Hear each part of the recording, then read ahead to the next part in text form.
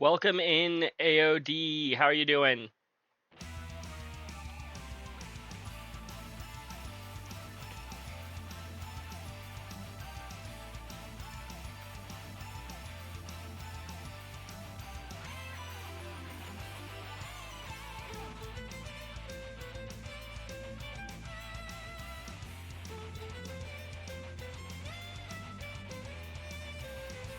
No welcome for you, Frost. You hadn't chatted yet. I guess you did redeem the first, though. So, welcome in, Frost, as well.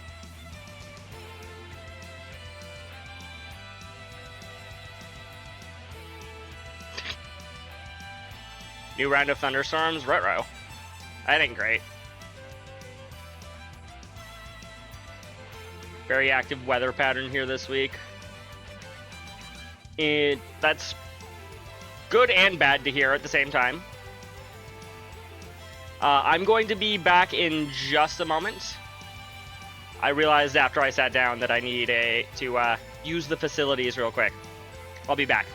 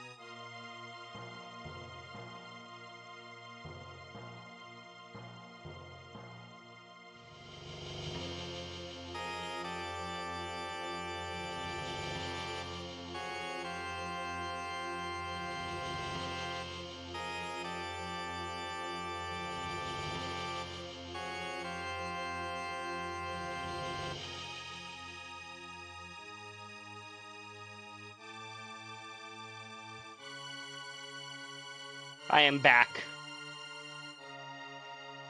Go away, we were having a nice conversation without you. How dare you, Frost?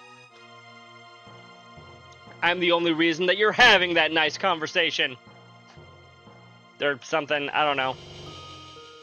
I'm not an evil tyrant, despite what some people may have you believe.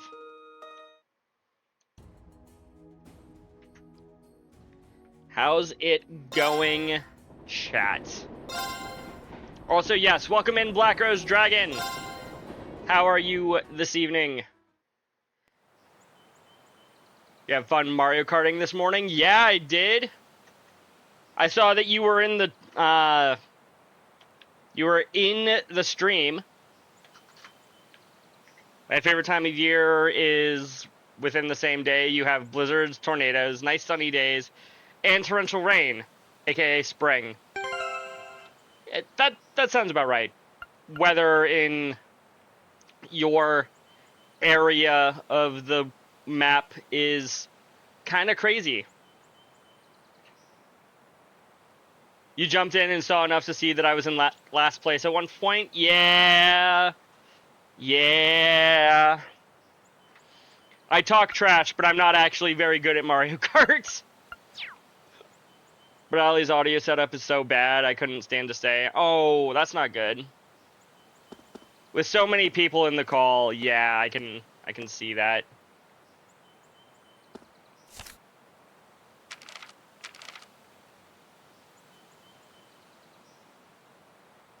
Got to put on headphones and turn the volume way up to hear anything. Yeah. Understandable. Let's move on to Chapter 6 of Red Moon Rose. Bloodstained Rose. The city of Heimdall was deathly silent. During the day, word had been spread throughout the populace from the Gerard team regarding the culprit behind the vampire murders. Knowing specific details about the perpetrator instilled an even greater sense of fear into the people of the city, making them even more wary of stepping out of their homes at night. That the streets would be empty was an inevitability, and yet one dark avenue in the city, a petite woman walked alone, as if to defy all of that. She wore a plain, undecorated dress, and from all appearances belonged to the middle class. I hate big voice call crowds. Once peeps in Studio Blue start flooding into the VC, I get overstimulated. Yeah, I know that feeling. AOD. I can handle... If I want to be, like, an active part of the conversation, I can handle, like, between 3 and 5 other people. Even then, 5 is starting to get a little bit strenuous, and anything beyond that, I'm just like, okay. Usually try to stay at, like, 4 people at most. Yeah, that makes sense. It was a bit of a, exception rather than the main, or rather than the norm, because normally even on days when she does have open voice call, it's usually only about like 4 to 5 people at most. If more than that join, I either just mute or find my way out. Fair enough. I tend to become part of the decorations in VR chat once the group gets massive enough, and I just like it. Yeah, I feel that. I'm bad with large crowds in the first place. She walked quite quickly, the sound of her shoes against the ground echoing loudly in the empty streets. Her arms were wrapped tightly around her chest, almost as if embracing herself, and she was hunched forward, clearly afraid of something. Oh no, VR chat people are leaking again. Who broke containment? AOD has always been here. He was here... I was about to say he was here first. Not quite, but yeah, basically. Of course, it was perfectly natural for her to be afraid, considering the majority of the victims of the city serial murder were young women like herself. She looked around restlessly, carefully surveying her surroundings for signs of danger before disappearing down a dark alleyway. The faint moonlight illuminated her profile as she turned the corner and cast a long shadow behind her, which slowly and silently began to enlarge. Gradually, the silhouette expanded upwards, the inky depths taking the shape of a man. It loomed behind her. The figure was swathed all the way the figure was swathed in all black, with the top half of its face covered. The bottom half remained exposed, revealing a wicked grin and sharp pointed fangs. It was a vampire, a creature of legend. It stood silently behind the woman, very much real despite its supposed mythological standing. From the sable folds of the coke swaddling its body, it slowly extended a pale hand. The fingers stretched forward, sharp, pointed nails gently swept aside the woman's shoulder-length blonde hair. The tips brushed the back of her neck almost caressingly. The second they did, though, it seemed to sense that something was wrong. Its prey was behaving oddly. It hadn't expected the frail creature before it to put up the slightest of resistance.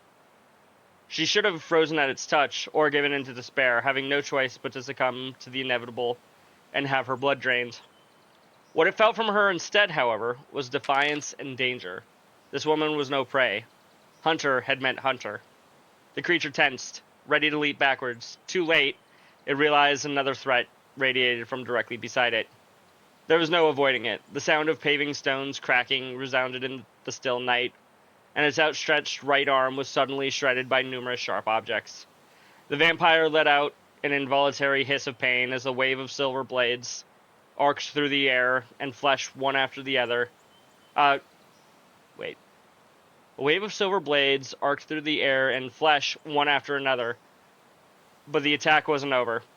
The vampire sensed danger from below too, as the blades which impaled into the ground suddenly arced upwards with alarming speeds, as if retracing their path through the air. Hi PK, welcome in. How are you doing this evening? Just as the blades were about to sever its right arm from its body, once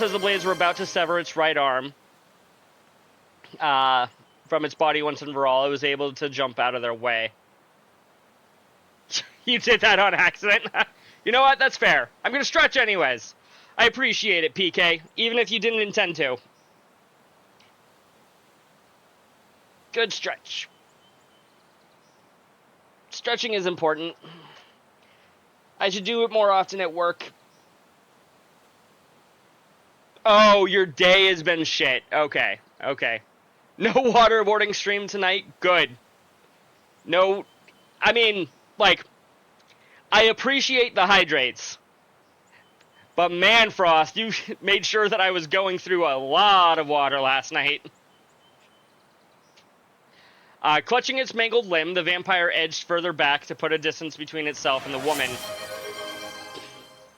And here's the first hydrate of the night. Though it's from PK, not from Frost, which is a surprise. Thanks, PK.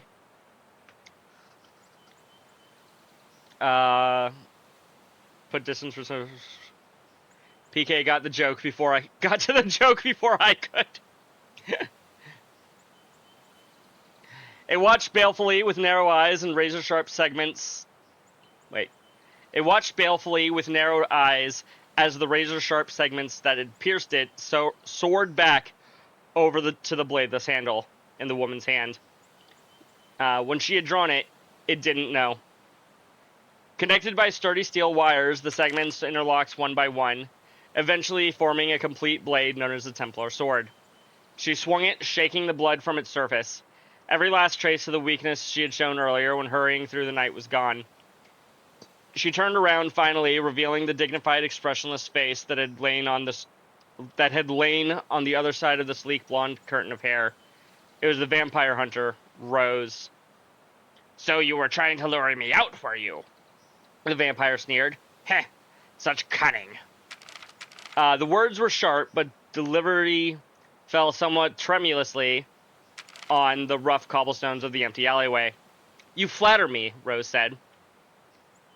Her Templar sword still raised in her right hand, she put her left hand into her pocket and pulled out an unbelievably large caliber pistol, greater in size than those used in the army. She aimed it at the vampire's forehead and pulled the trigger without a moment's hesitation. The gunpowder flash illuminated the alleyway briefly, and a single blessed silver bullet flew from the muzzle with merciless intent. Such was the force of the discharge that an ordinary person's shoulder would have been dislocated, but Rose didn't so much as twitch. The vampire moved with liquid speed, dodging the projectile just in time and slipping behind Rose. Not the slightest perturbed by its change in direction, Rose moved as well and kept the pistol focused on the creature, tracking the vampire's every movement. You're quite adept at fleeing. Oh, sorry. Wrong person. You're quite adept at fleeing, if nothing else, she said coolly. Would you prefer I did something like this, then? The vampire asked. As it spoke, it fluttered the black garments it was draped in, and they began to expand, the folds stretching to impossible size before her eyes. Pitiful moans echoed in the dark depths. Rose watched with narrowed eyes as a number of ghouls crawled out from within, as if emerging from thin air. 5, 6, 7. Eventually, she counted 10 in all. It hadn't even been 24 hours since their previous battle. The vampire couldn't possibly have attacked that many people in that time. That voice for the vampire certainly is a choice. I don't have a great voice for the vampire. I'm sorry. Rose's mouth tightened. I see. And here we believed the reported murders to be the only victims. But that wasn't the case at all. You were abducting others who had no living relatives to notice that they were gone and keeping them locked up somewhere, weren't you? Precisely. With a vampire hunter on the loose, I had to make sure I had some food in reserve. I'd rather not run the risk of going hungry, you see. The very thought makes me feel physically ill, Rose replied quietly. That was not very quiet from what I said, how I said it. With a vicious yank, she tore the dress she had worn as a disguise from her body. Underneath it, sturdy leather clothes designed with mobility in mind were revealed. Attached to them were numerous belts holding large guns, knives, and other anti-vampire weaponry in place. And it was clear at a glance that she was well prepared for battle. The sight of Rose's arsenal coaxed a sickly smile from the vampire. Go forth, my minions! And with a wave of its pallid hand, the ghouls leaped forwards. Where are you, Rose? Alphonse shouted between pants as he ran back and forth across the city, desperately searching for her. Try as he might, though, he could find no sign of the blonde woman. Even his fellow soldiers patrolling the streets had seen nothing. Alphonse had a very specific reason for pursuing this case, and he didn't intend to lose this opportunity to put the past behind him. That was what led him to propose that he and Rose work together, a proposal which she had accepted. And yet, despite all of that, she was trying to fight the vampire all on her own. It was too risky, even for her. His mind was full of worry for her, and that fear conjured forth images of his parents' dead bodies. Never again. He never wanted to see a sight like that again. Wishing over and over again that Rose was still all right, he raced on, and it was then that he heard a sound that caught his attention. The clash of battle. As soon as the noise reached his ears, he quickly surveyed his surroundings. The source seemed to be an alleyway nearby. Without a thought, spared for his own safety, he charged into the alleyway. There, an unbelievable sight met his eyes. 2 ghouls lunged at her. Sheathing her Templar sword into its scabbard, Rose drew a second large pistol in its place. The ghouls swung their fists and ragged nails towards her with inhuman power, but she dodged them gracefully. As she spun out of their range, she aimed one pistol at each ghoul's forehead and pulled the triggers simultaneously. Flesh and bone were obliterated instantly. The sheer force of the blast sent the mangled remains somersaulting backward through the air.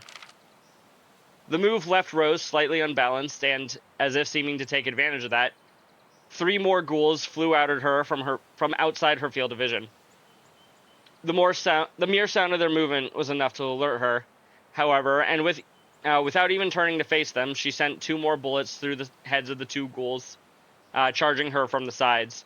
The third ghoul's mouth distended, seeking to crush Rose's skull with its teeth, but she danced out of reach, holstering the pistols. Fluidly, she flipped back through the air, drawing her Templar sword at the same time and slicing the lower half of the ghoul's body from the upper half in one swift stroke. She had landed gracefully and kicked the ghoul she had just cut in half out of her way, without even waiting for its body to hit the ground. 2 more ghouls approached from the fringes, but without waiting for them to draw any closer this time, she swung her blade horizontally through the air. It split into pieces, and the countless segmented parts pierced the ghouls' necks. Their heads dropped to the ground like a fruit falling from a tree. 7 of the ghouls incapacitated in what seemed like an instant. Rose turned her attention to the defiantly grimming vampire and the remaining 3 ghouls with him. She drew her 2 pistols from her waist a second time and sprinted towards them, showering them with the remaining loaded bullets. The vampire evaded the projectiles by using the remaining ghouls as shields. Out of bullets, Rose drew her Templar sword and swung it in the direction of the vampire's neck in one fluid motion, seeking to decapitate it. The next instant, the high-pitched screech of metal against metal filled the air. The vampire drew his own weapon from inside the black garments. It met Rose's blade in midair. The 2 swords locked against one another, filling the air with sparks and leaving them in a stalemate, reminiscent of the previous night's battle. I'm impressed at how unfazed you seem fighting against those ghouls, the vampire said, teeth bared, but with a slight curl to his lips. I would have expected a human to at least hesitate when being forced to fight their own kind. They ceased to be my kind the moment you drank their blood. They're nothing but soulless puppets now. Why should I hesitate against them? The creature inclined its head, almost respectfully at that. Heh. You certainly think like a vampire hunter. The sound of metal against metal continued to reverberate throughout the area. Drinking the blood of the ghouls had allowed the vampire to become even stronger than the previous night. Its once crippled right arm had already healed and regained its original form. Even so, Rose met it without any sign of strain, her strength matching that of the fell creature before her. Rah! The loud war cry split the air, startling both combatants, and a third figure suddenly burst onto the scene. The charging figure was dressed in an army uniform and brandished a silver sword. It was Alphonse. Catching the vampire off guard, he slashed at its side. Having no experience with the weapon itself, it was a shallow attack, and the damage it dealt far from lethal. But it was enough to break the stalemate. You know, if you're gonna be attacking somebody who doesn't know that you're there, I recommend not screaming when you attack them if you can help it. Just a thought. Seizing the opening, Rose forcefully knocked down the vampire's sword out of the way in one flowing motion, slashed horizontally from its exposed chest to its left arm. A crimson gout of blood arced from the wound, splashing the cobblestones. Something also sheared off from within the vampire's garments and flew into the air. Oh, and have you ever killed someone with a sword, Mr. Expert? No! I'm just, saying I imagine that you want to keep the element of surprise and not give it away by screaming. Just a thought.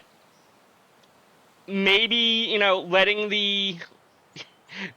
letting somebody else know that you're there before you fight them is the correct thing to do. I don't know, but,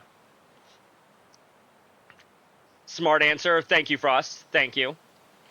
Psychological warfare is just as important as strategy itself. Loud, scary noise can throw you out of the hyper-focused state more than just a sneak attack. I suppose, yeah.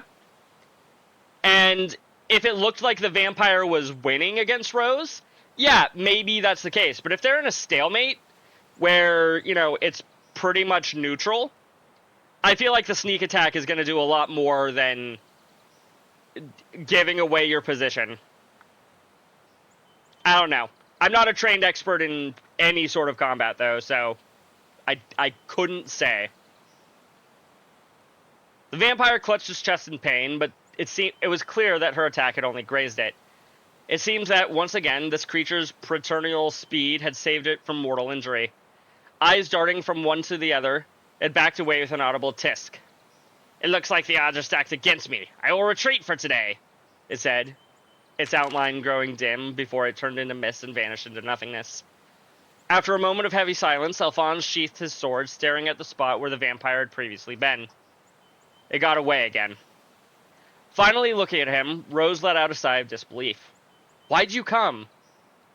Hearing the coldness in her voice, Alphonse lost his composure. He seized her shoulders in his hands. Of course I came, he yelled. What were you thinking trying to fight him on your own? It's too dangerous to take him on without help. Her cool blue eyes locked with his. Why you come? Hush! He came. Her cool blue eyes locked with his. Dangerous? For me? Do you honestly believe that? She asked. Her face was as mask-like as ever, but her tone had dropped from the chilly to downright glacial. It had a cooling effect on Alphonse's anger. He took a half step back and looked at her from top to bottom. Illuminated by the light of the moon, he could see that she was covered in gore. He released her shoulders and stared down at his own hands.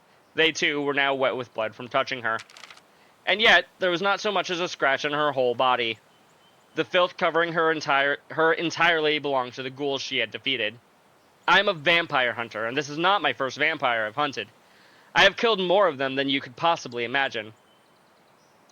Alphonse couldn't deny what she was saying. He had seen for himself the skill and grace she had shown with mercilessly slaying all those ghouls. Unmoved by the fact that they were once human, she had been an artist in battle, and her sword her paintbrush. What he had witnessed was beyond comprehension. A struggle between monsters rather than human beings. That was why he could do nothing but stand and watch at first, unable to intervene. He was lost for words. Rose broke the silence with a short, frosty laugh. Al, I have no further need for your assistance. I suggest you forget all of this and return to your ordinary life. She then gave a respectful curtsy, much like the one she had when they first met. Rose doesn't want to be with him anymore, and it kind of sucks. We'll read more next time, which won't be until Tuesday, but that's beside the point. Let's go into this old schoolhouse and learn more secrets. This will be our 6th time exploring the ruins under the old schoolhouse. Once I start exploring the old schoolhouse, I doubt I'll have any... I've read that one already. I don't need to read it again. Who should I bring along this month? Great question.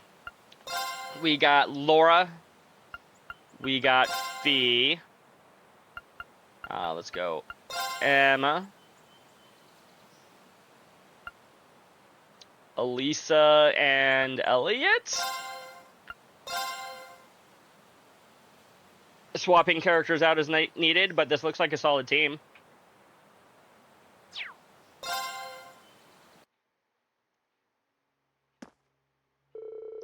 Alright, who's ready for another trip into the unknown? This will be our 6th time down here, but don't let yourselves get too comfortable. There's no telling what we'll find next. Right! It's been half a year since we first began feeling our way through this labyrinth. It's been like a month for us? Month and a half, maybe? And for all that we've discovered, it seems we don't know that much more than we did when we began. Yeah, I didn't think the mystery would go this deep, literally or figuratively. But so far, we've uncovered plenty of questions and precious few answers. That is true. I guess we'll just have to keep going till this place runs out of secrets to throw at us. But we keep going deeper, so we must be making some kind of progress. Yeah, I guess you're right. Anyway, let's go check out the elevator console.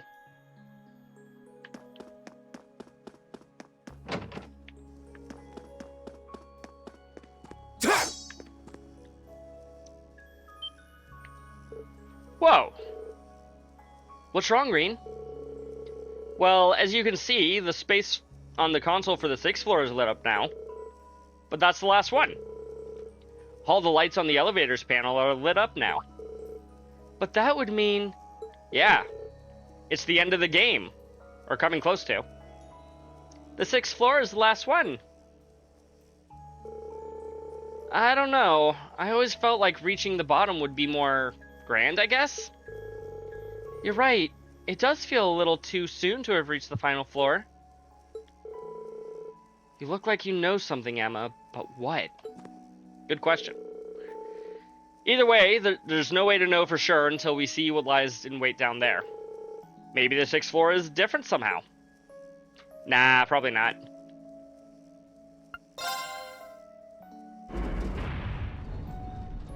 Down, down. So this is the 6th floor.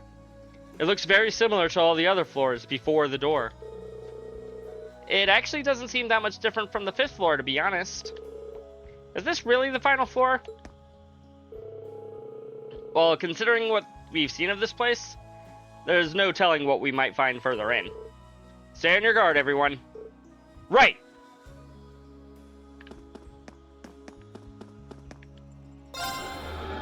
I didn't need to rest there.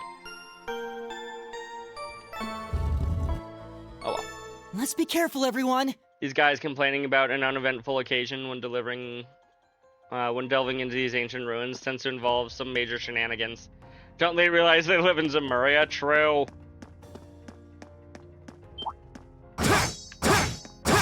Of course. Okay.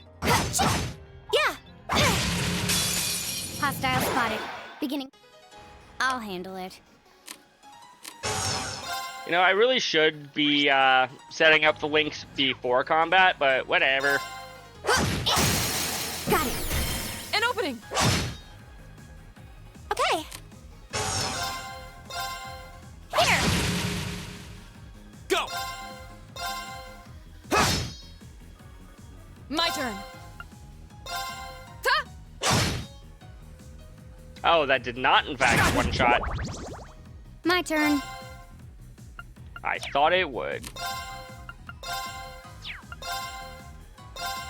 Here.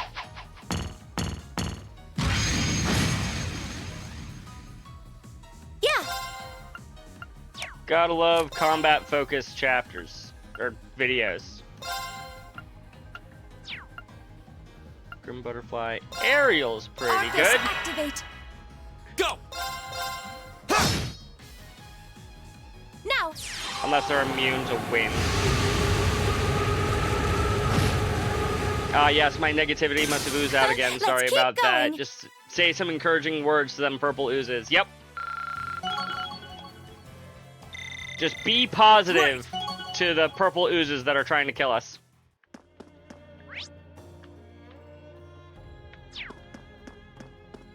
I spy Here we go. treasure. Of course.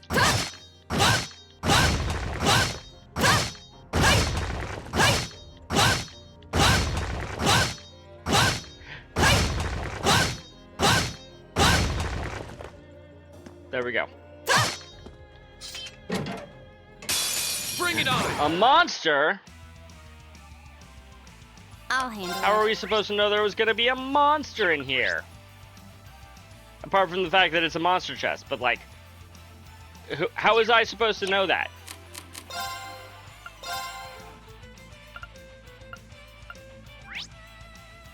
Uh, 90 to time, 200 to time. Let's send this one over Here we here go. then. Yeah. Arcus, activate.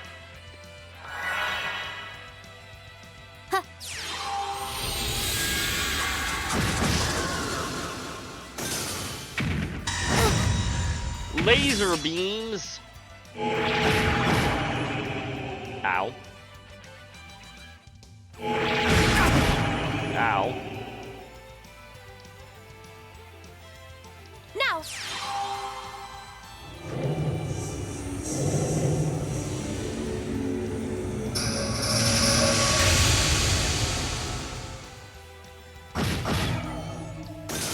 My turn.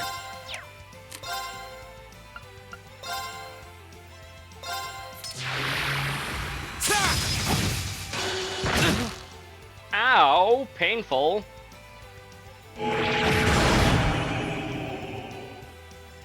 Ooh, I can't even pop an emergency S-break here. Careless.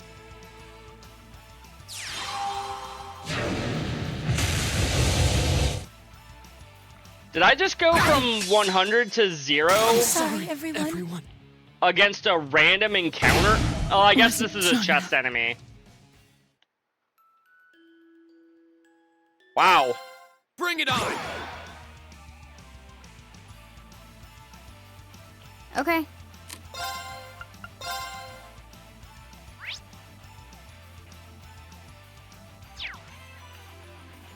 Here I go.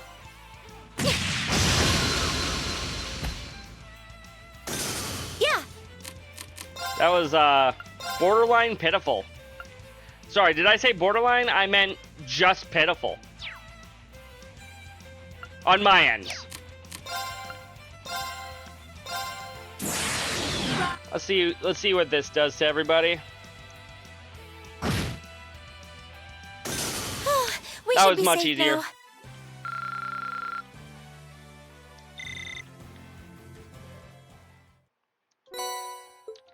Juggler. New Master Quartz. I don't even know what it does. Where is it? There it is. Attacks and crafts inflict abnormalities. 30% chance random abnormality.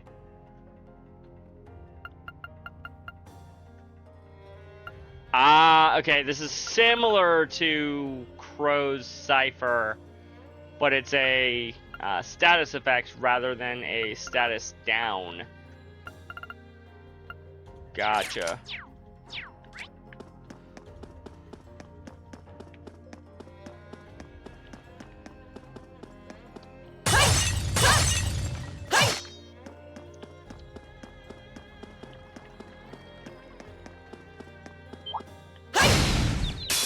We have the advantage. I'll handle it. Here I go.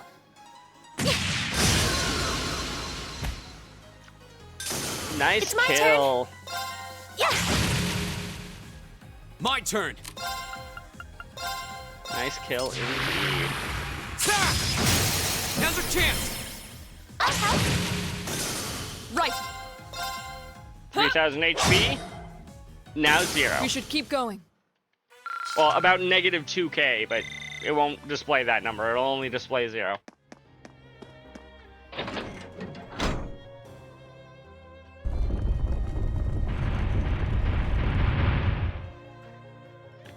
Quite the similar puzzle to the previous floor.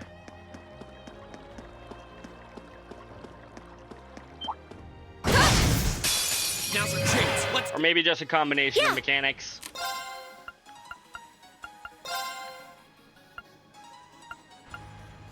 Dance, flames. Extra flare. Wow, that dealt nothing. My turn.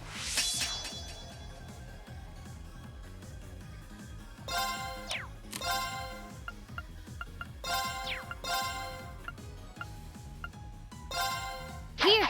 This will deal. Also. Wow, that dealt even less. Go.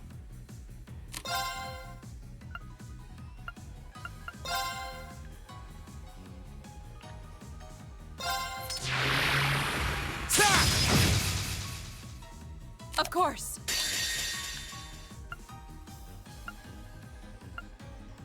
Behold the might of the Arcade School! Radiant Blade Dance! I'm still surprised that they didn't, like, have her dub a new line for Radiant Waltz. Don't forget your conversation with Catastrophe tonight. Okay, don't worry, I will. Now. An opening! Okay. My turn.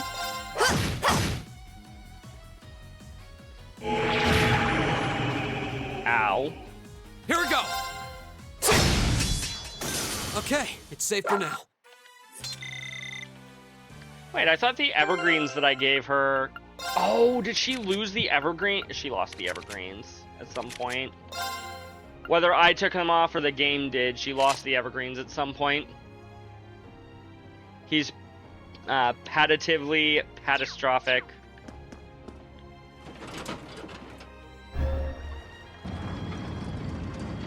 For shame. Puns in my chat? I would never. Because I just make them on screen instead. I don't need to make them in chat.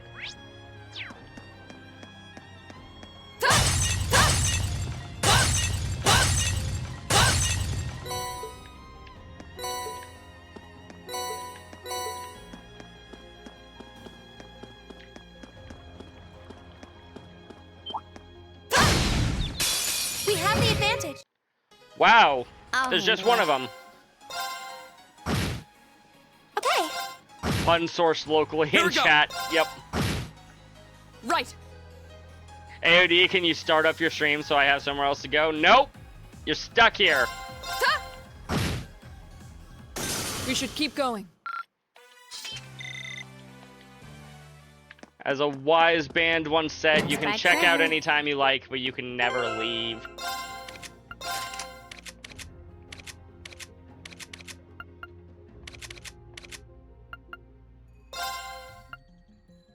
God, she has...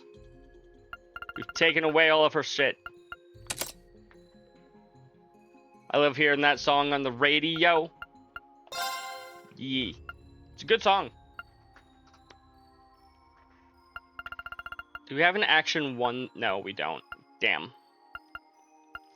That'd be quite convenient if we did. What all does Holy Breath give you? Recovery. Oh, it's the next level of breath, not another skill or another arc that gives us breath in addition to something else. Let's give that to you. Because Cannon doesn't give you any of the breath skills. To my knowledge. Nope. Bunch of blue spells, but nothing for breath. Ooh, do I have the blue bell? I do have water bell. Nice.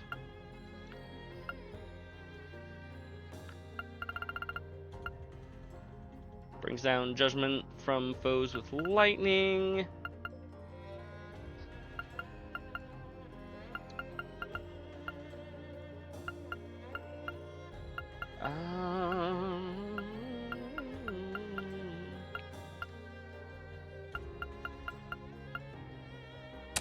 Sure, we'll give you that. As for you...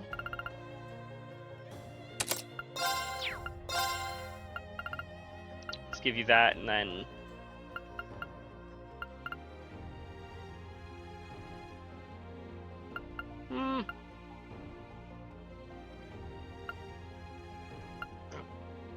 Excuse me. Yeah, love for it. Isn't bad.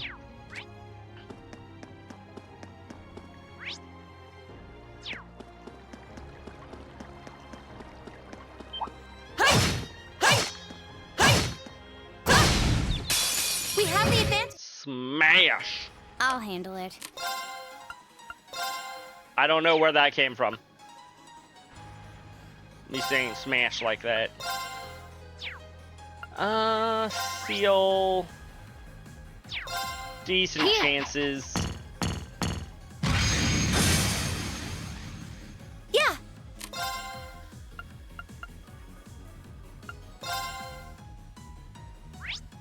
Burn is a 0% chance, so that's... Although, confuse... Maybe. Dance, flames. Extra flare. You Here we go. resisted the burn and didn't... All three of them would have gotten hit with burn, but they didn't, and none of them would have gotten hit with the confuse that I was Second actually floor. going Damn. for. Right. Huh? First attack is 47k. My turn. It's my turn. Making progress. Ooh, level 53. No new skills, though. I imagine most of my characters are probably done learning skills for the game. I could be wrong about that. I don't know their full skill set, We have the like the advantage. back of my hand or anything. I'll handle it.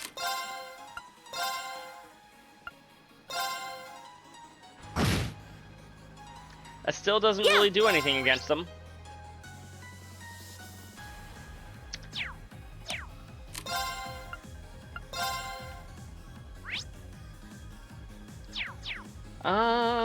Silverthorn might be better.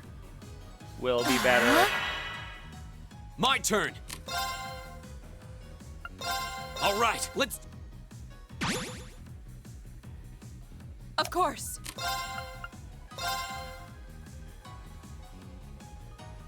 Oh. No.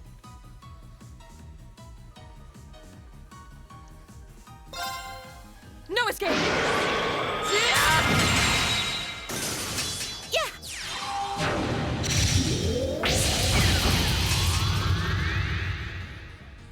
I'll handle it. That was actually a slight misplay. I should have gone for a attack that would have also killed this one over here. So that way Emma's attack couldn't have been wasted on It's just my one turn. target. Live and learn. Hanging I'll on the handle edge it. of tomorrow.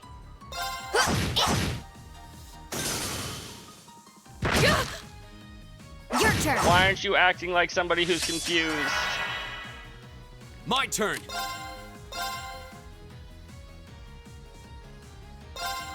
There!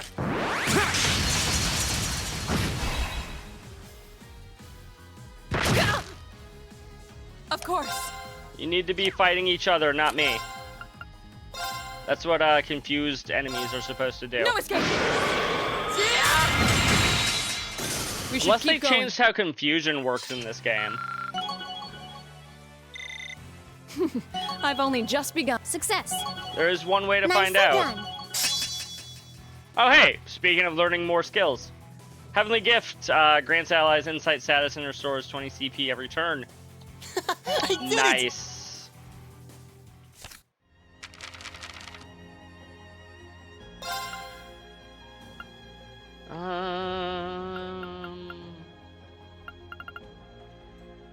Analysis, elemental electricity, switching. Abnormal status, confused. The afflicted attacks both enemies and allies indiscriminately. Except for when ally or enemies are confused, in which case they will only attack us anyways. Advantage is ours. I'll handle it.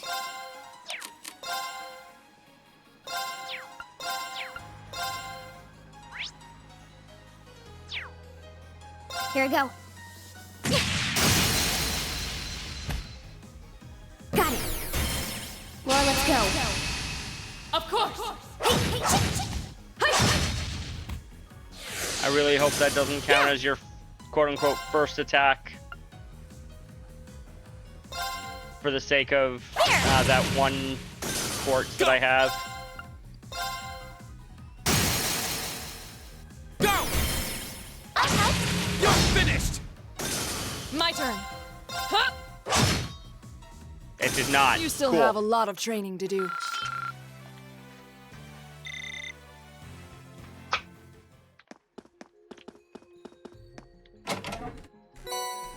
Hey, so much Sepith.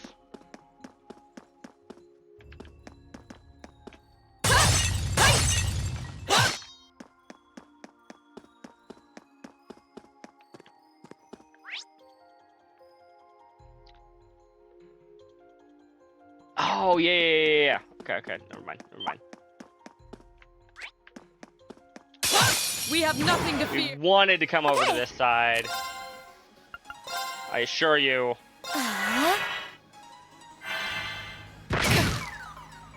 No! Okay. Don't get confused. Oh, okay, I guess she wouldn't be able to do that anyways. But still. Don't get confused.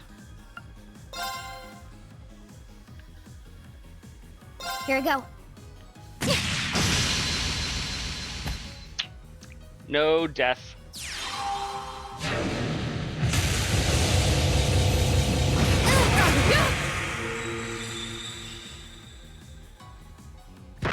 I should probably heal at some point. Now. Might be a smart idea. Looking down at my HP, yeah, that would be a good idea to have somebody heal. My turn.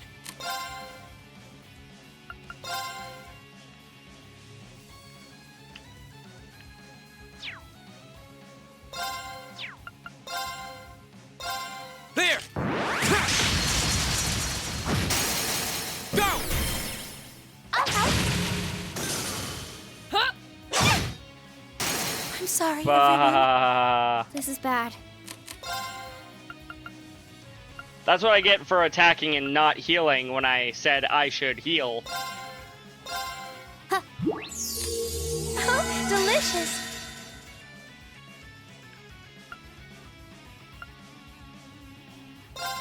Here we go.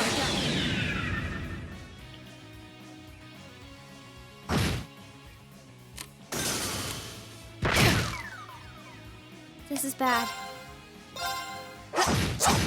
This should finish him off, yeah. Done. But we can't relax And yet. if she didn't kill him, then Reen definitely would have, and yeah. That definitely could have gone better. It's true. But it wasn't like the worst thing in the world.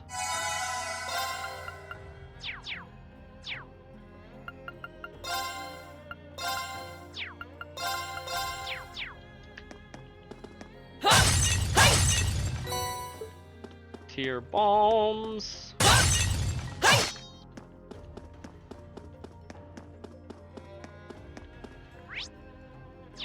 Wait, wrong way. Wrong way.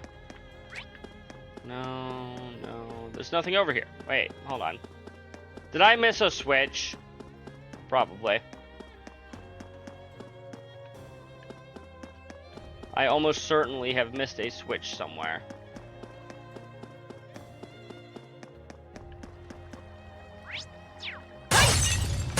Not a switch, but I missed these pots. Link would be very disappointed in me.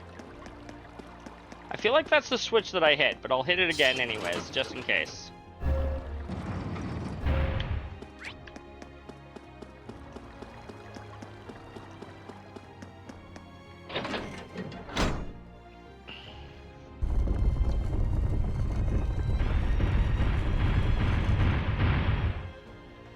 Do-do-do-do-do-do-do.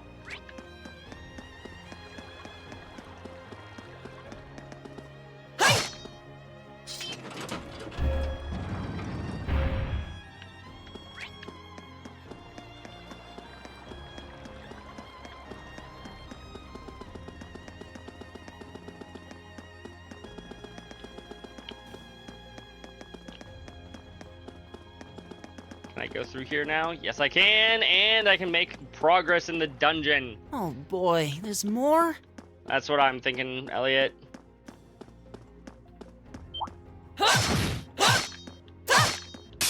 I welcome all challengers. Okay. Right, I forgot that she just recently passed away. So she needs to not Here we be go. dead anymore. I was going somewhere when I started My that turn. sentence, I assure you. I don't know where, but somewhere.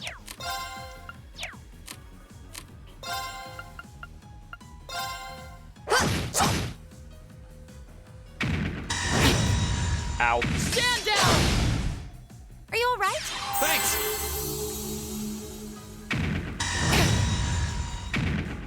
Yeah. Grim Butterfly. Deals a lot of we should be damage. safe now.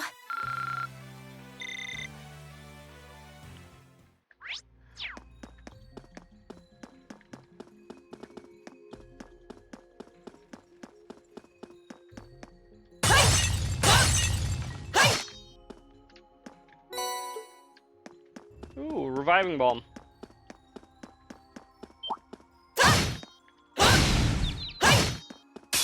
Now's our chance. Okay. Here. Nice. Yeah. My turn. The second form. Gale. Miss. Go. I'll help. How dare you miss, Reen? Huh? My turn.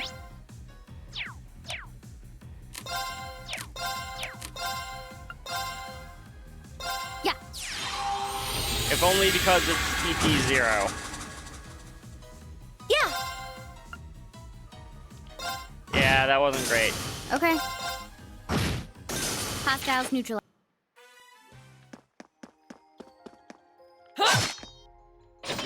I didn't pay close enough attention to how much damage she dealt with per attack on the demonic scythe.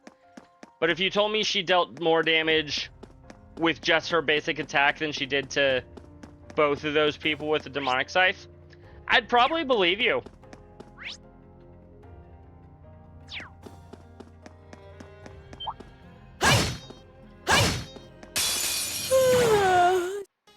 It's my turn. You are almost immune to burning. And almost immune to confusion.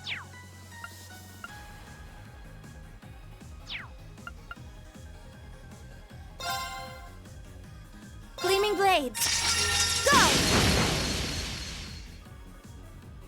Not bad. I'm guessing you also only have 20% My turn. efficacy to stat that. No, you have 50%. Okay.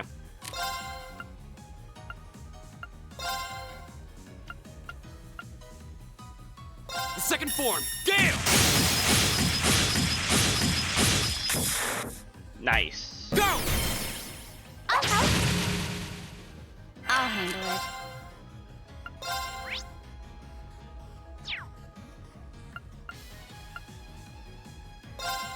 Here.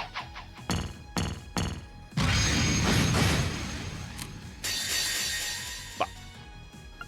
It was supposed to just be Laura's. I clicked the wrong direction.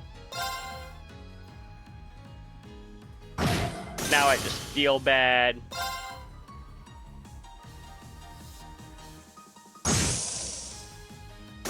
Evil will fall before my blade. One enemy froze before they died. That's at least a small amount of comfort to that one enemy, right? Maybe. Probably not. Oh, a treasure chest.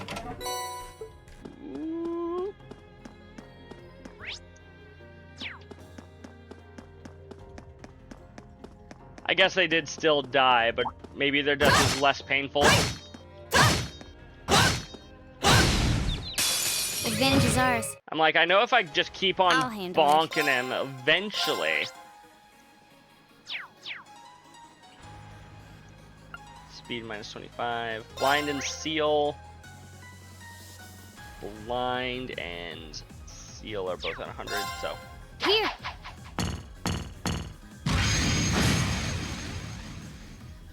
Okay. What about burn and confuse? Burn is guaranteed not, but confusion is still 30%. Dance, flames. One Here we go. confusion. Not bad. Of course.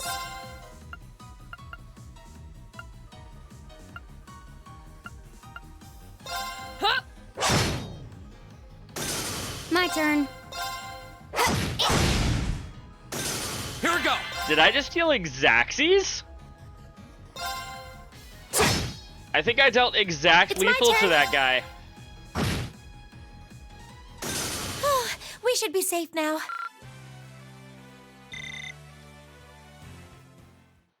I don't know if that was a high roll, a low roll, or what, but I dealt exactly as much damage as he had health.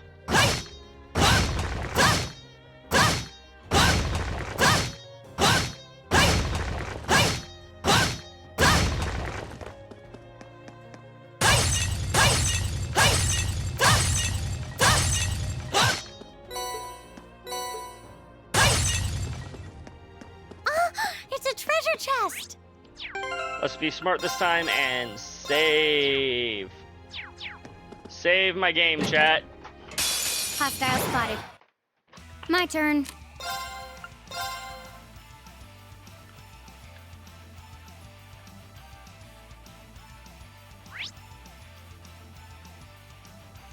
Here we go. No wonder these guys die to death blow so often. Let's get this over with. Understood. Leave it to me. Here. Oh, look. Oh, none of them are dead. That could be an awkward situation. Your turn. Are you all right? Thanks.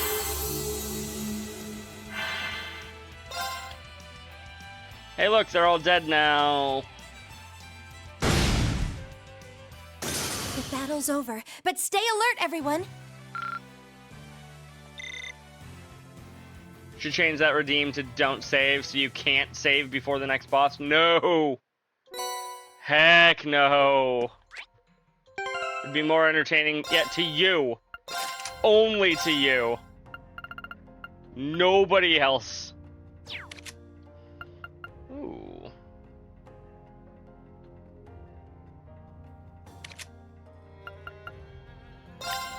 Apparently we're still missing something here.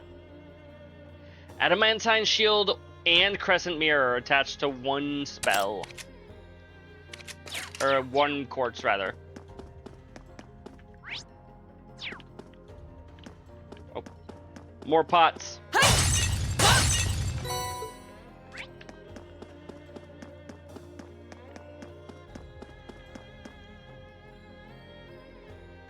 Should play the next game on very easy story mode, no combat, speed through it.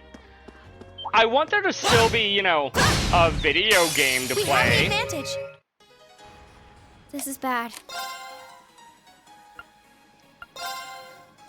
Here I go. Got it. An opening. Okay. Here we go. There. Right. Okay. Huh. You still have a lot of training to do. I don't want to be playing these Done. games completely blind Nicely on done. Nightmare, Frost. I did it! I enjoy the challenge that I am getting. Most of that challenge coming from the fact that I am bad at the game rather than the game itself.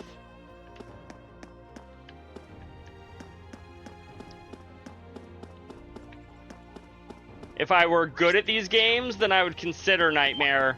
But right now, The advantage is ours. right now, no. I'll handle it.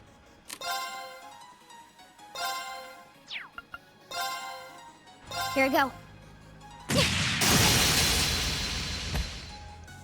Now. An opening. It's my turn.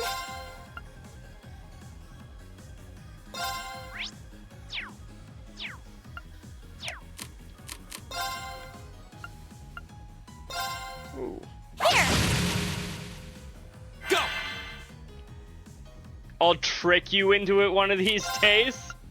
I don't know how you're gonna trick me into picking Nightmare. Are you gonna somehow convince me to play the game blindfolded? And then make me select my difficulty Second as floor, Nightmare? You know what? 4 out of 5 ain't bad. I'll help. My turn. How many of these can I get in one attack? Answer is those 6. No escape. Okay. I'll find out who you have got a crush on and get them to say they only like Nightmare players. That'll be super easy for you, right? An opening. Yeah.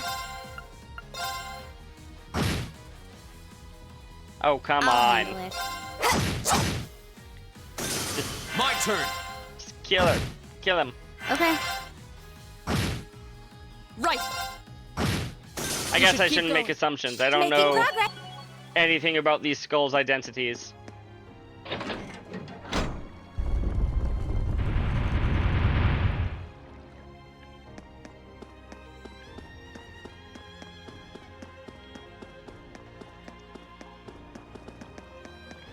Super easy. Barely an inconvenience. Oh, really? Advantage is ours. My turn. Yes, I understood your reference.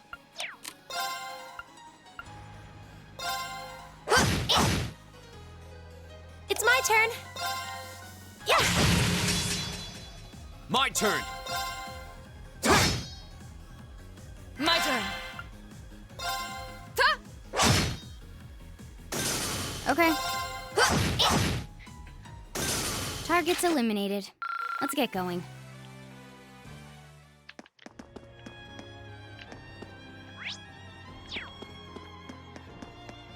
Treasure? Oh, Treasure. that's a beautiful looking treasure chest.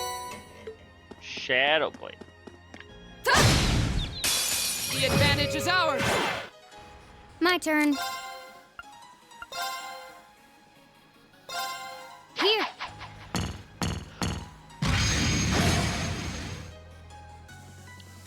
Yeah.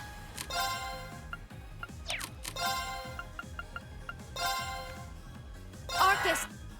Here we go.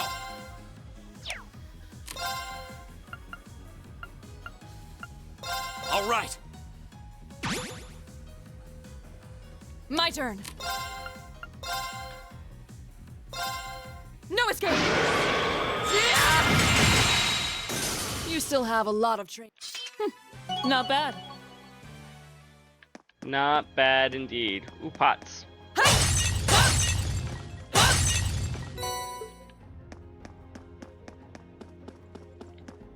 Nobody has a sword and shield in this game, so there's not quite a Link analogy in terms of combat style.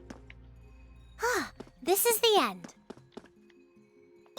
Laura's probably the closest, like, with her great sword vaguely resembling, like, the Bigoron sword, for example. But even then, it's not quite the same.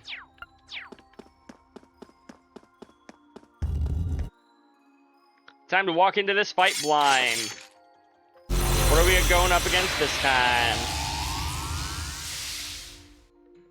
Oh, two of these guys.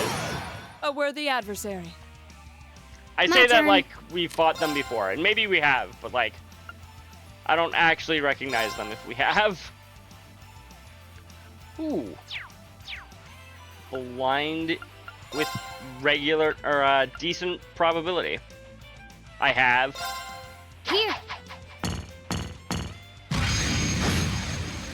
Did you forget that you played It's this? my You know turn. what? You're right. You're right. I have. I meant before this playthrough.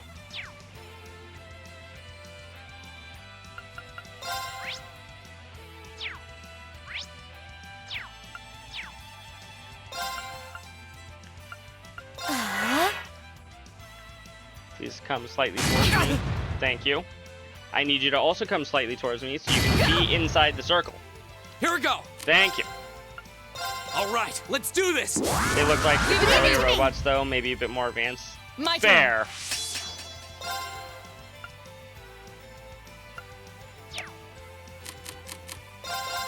My turn. See if we can... Yeah, so we can hold out for a crit for Laura.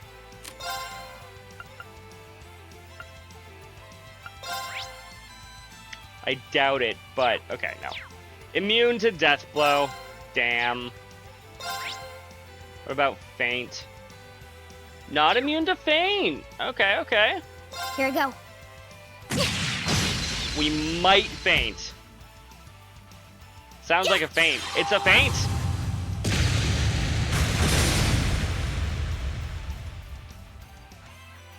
Okay. Here we go. Which guarantees a crit here. Now. An opening. Which means that Laura gets a bonus attack My here. turn. Which is also a crit. And we're skipping his turn. Okay. Here we go.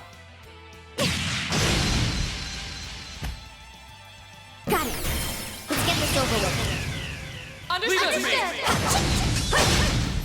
Might be the easiest school boss yet. Behold the might of the Arcade School. Radiant Blade Dance. Again, that's not the name of your new attack, Laura, but okay. 52,000 damage.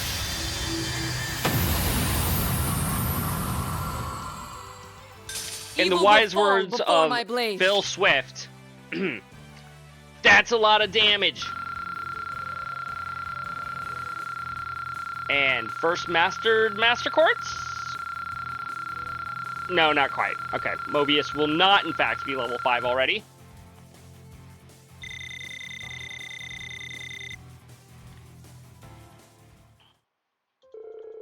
Whew. Those things were really strong. Elliot, you weren't even in that fight. Maybe be a little bit more humble. Well, we won. And nothing's happening. No sign of a new door appearing either.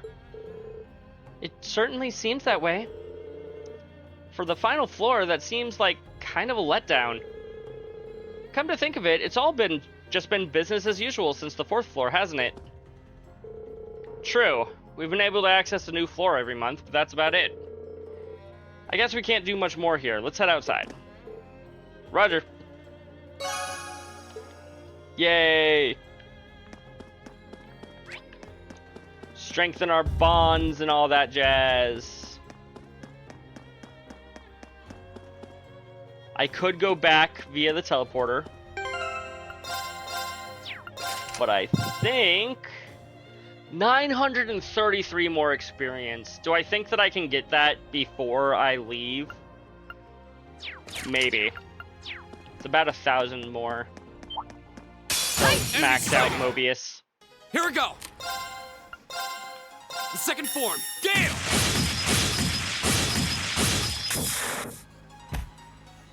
Okay. Not a single one of them was unbalanced. Damn, that's a shame. Did get Here a we go. couple of seals though. Okay.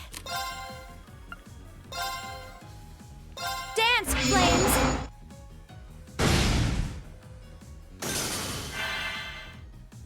Of course. Oh.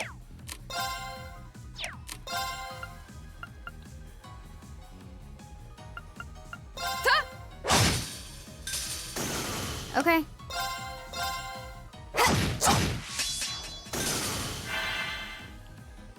Go. You want to heal on me? Okay. Yeah. Let's keep.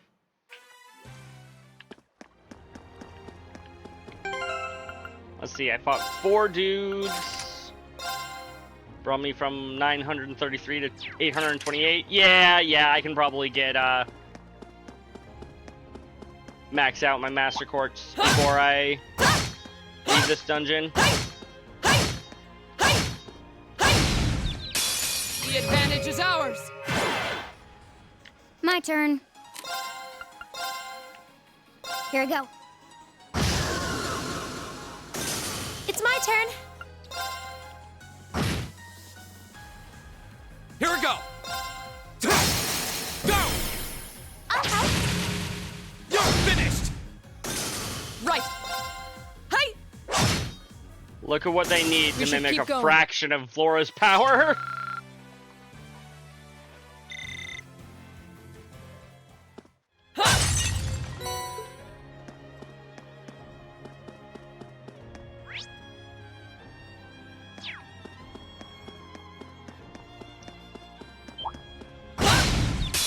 The advantage is ours.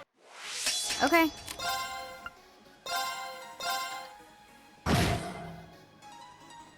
Okay. Go. All right. Right.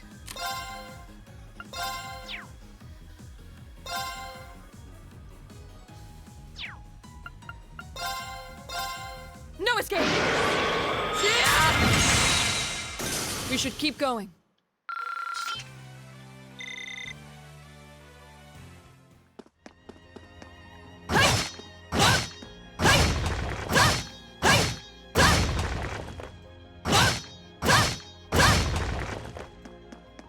I got everything in here, right? Yeah, it was just the monster chest.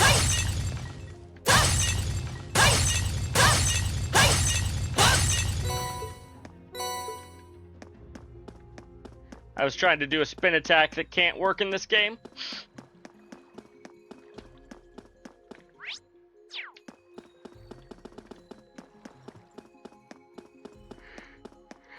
I have occasionally accidentally gotten my characters to spin as I'm attacking, but not an actual spin attack.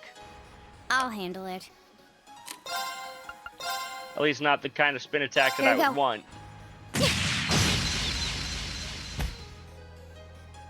It's my turn.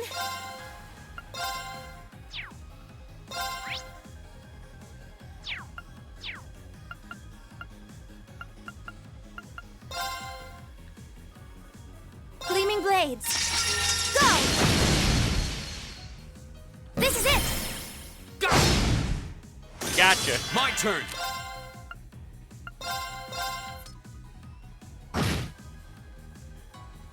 My turn. 2,000, 3,000. Huh? I'll handle it. Give her 5k attack, the most, Go! the tankiest thing to beat up. Okay. Okay. Okay. Hostiles neutralized. Guess we're safe. Success. Nicely done. I did it! You didn't do anything, Elliot. My turn.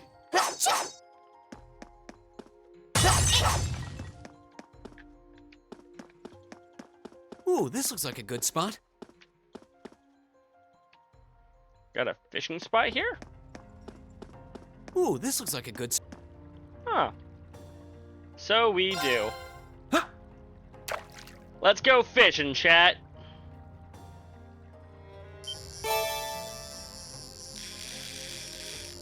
Pale salamander.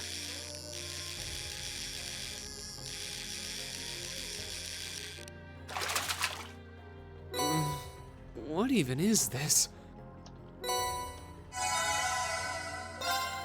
Huh. Reen doesn't know how to read the descriptions.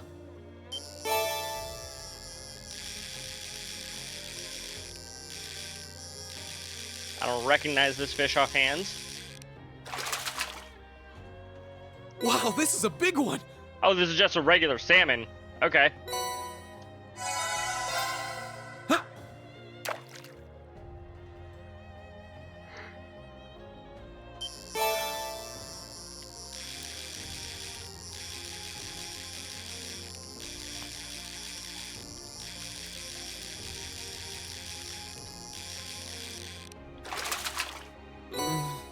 What even is this?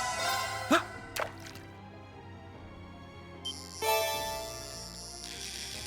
More pale salamanders.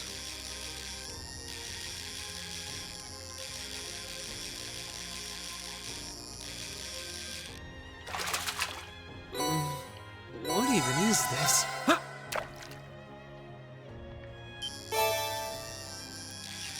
And for the first time this game, I think, I've used up all 5 of my fishing fishing things in a chapter. Or not in a Wow, chapter, this is but a in big a one. in a single area.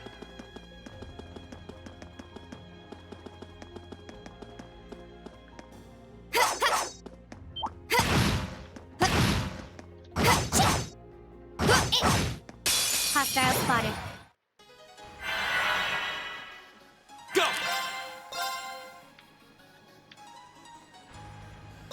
There!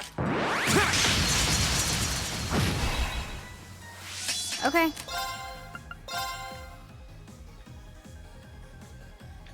Damn. Here we go.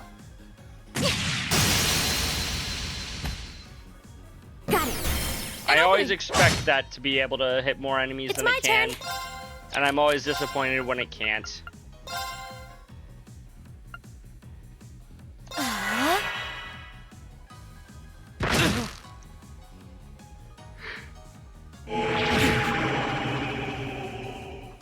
Okay.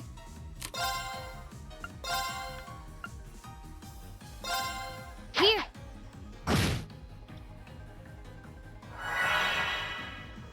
Of course.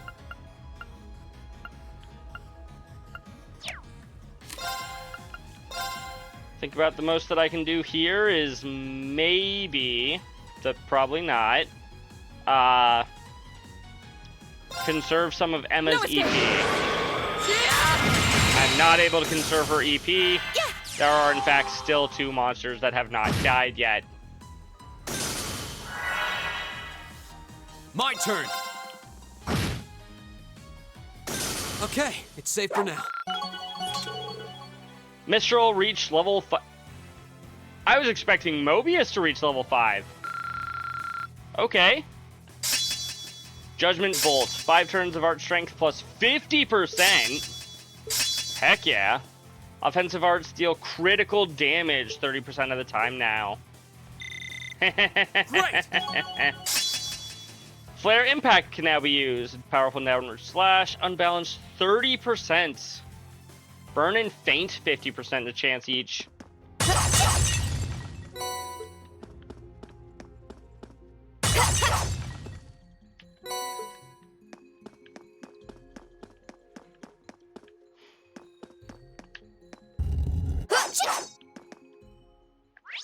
Wow.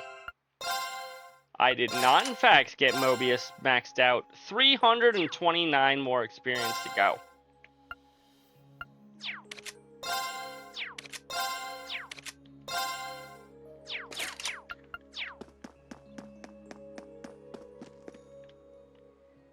Maybe there's something about how you level these things up that I'm missing.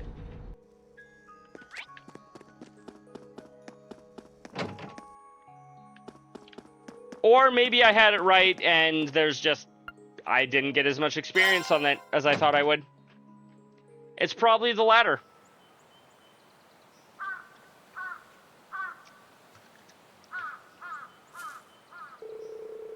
Well, congratulations. We all survived another month of exploration. And sure enough, nothing suddenly appeared on our way back out. Well, if the 6th floor really is the last one, that means our investigation of the old schoolhouse is over now, right? We still know nothing about it. It does seem that way. This is just my hunch, but I don't think we've taken our last trip to the old schoolhouse. Maybe we should tell the principal later and see what he thinks. Bell's ringing. Kitty! Hi, Celine. Cat? Celine? Do you know her? Yeah, she hangs around the school sometimes. Looks like she's grown pretty fond of Emma. You're really not her owner, huh? That's right. She's more of, a really close friend, sort of a confidant. I've seen the two of them hanging out. Sometimes I see Emma in out-of-the-way places, just talking to Celine. You've seen that? Just from a distance, I couldn't tell what you were saying. But it almost looked like you were carrying on a conversation. Well, we are very close. I mean, everyone talks to animals, right? No, Emma, I'm pretty sure it's only the weirdos. And the witches. She's a witch! What's she getting all flustered about? Oh, her name is Celine? It has a really nice ring to it. And her fur's so pretty, too. She's wearing a ribbon on her tail. If Emma's not her owner, I wonder who is. Aw, I wouldn't mind giving her a scratch behind the ears.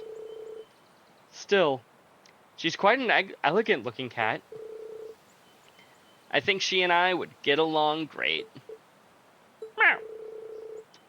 She doesn't seem to mind all the attention, at least. Oh.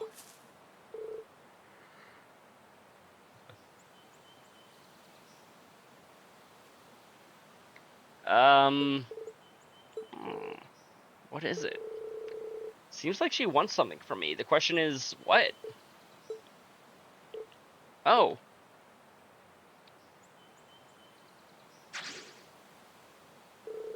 Bye, Celine.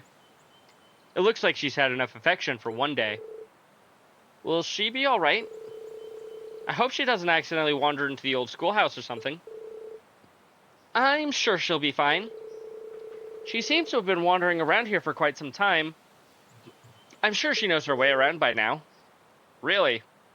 That's a relief. Anyway, we might as well call it a day. Yeah, you're right.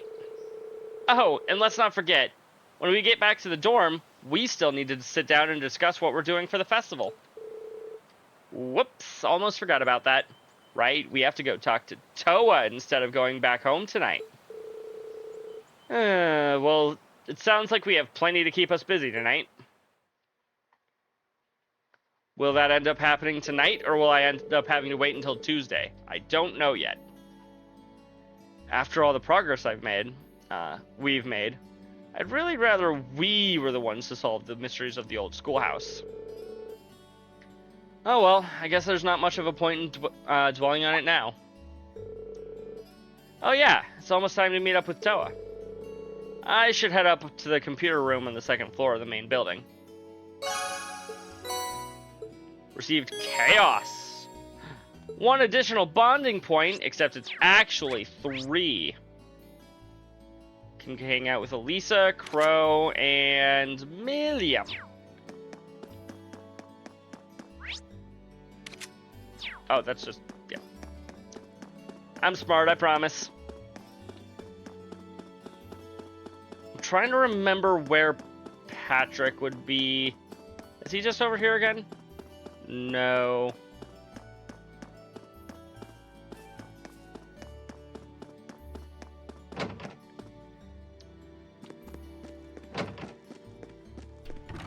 There you are, Patrick. What are you doing here, Schwarzer? Not a whole lot, just passing through. You seem pretty focused, though. What do you mean by that? I hope you're not implying that I made my way here to practice or any such nonsense. Got it. He seems kind of crestfallen. Hey, did something happen? Nothing that has to do with you.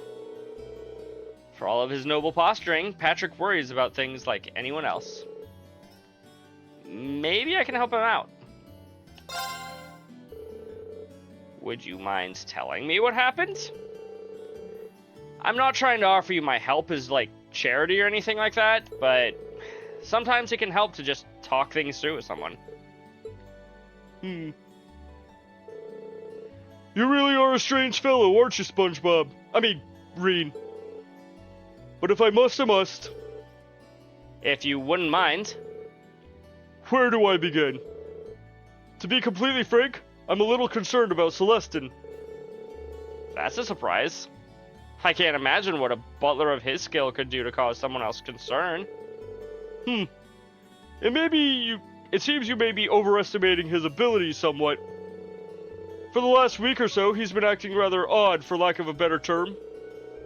Not only has he stopped reprimanding me when he normally would, he's taken to spoiling me too. Worse yet, every reply he gives me sounds half-hearted and empty. Now that is odd for him. This is the first time he's ever done something like this too. Don't misunderstand me.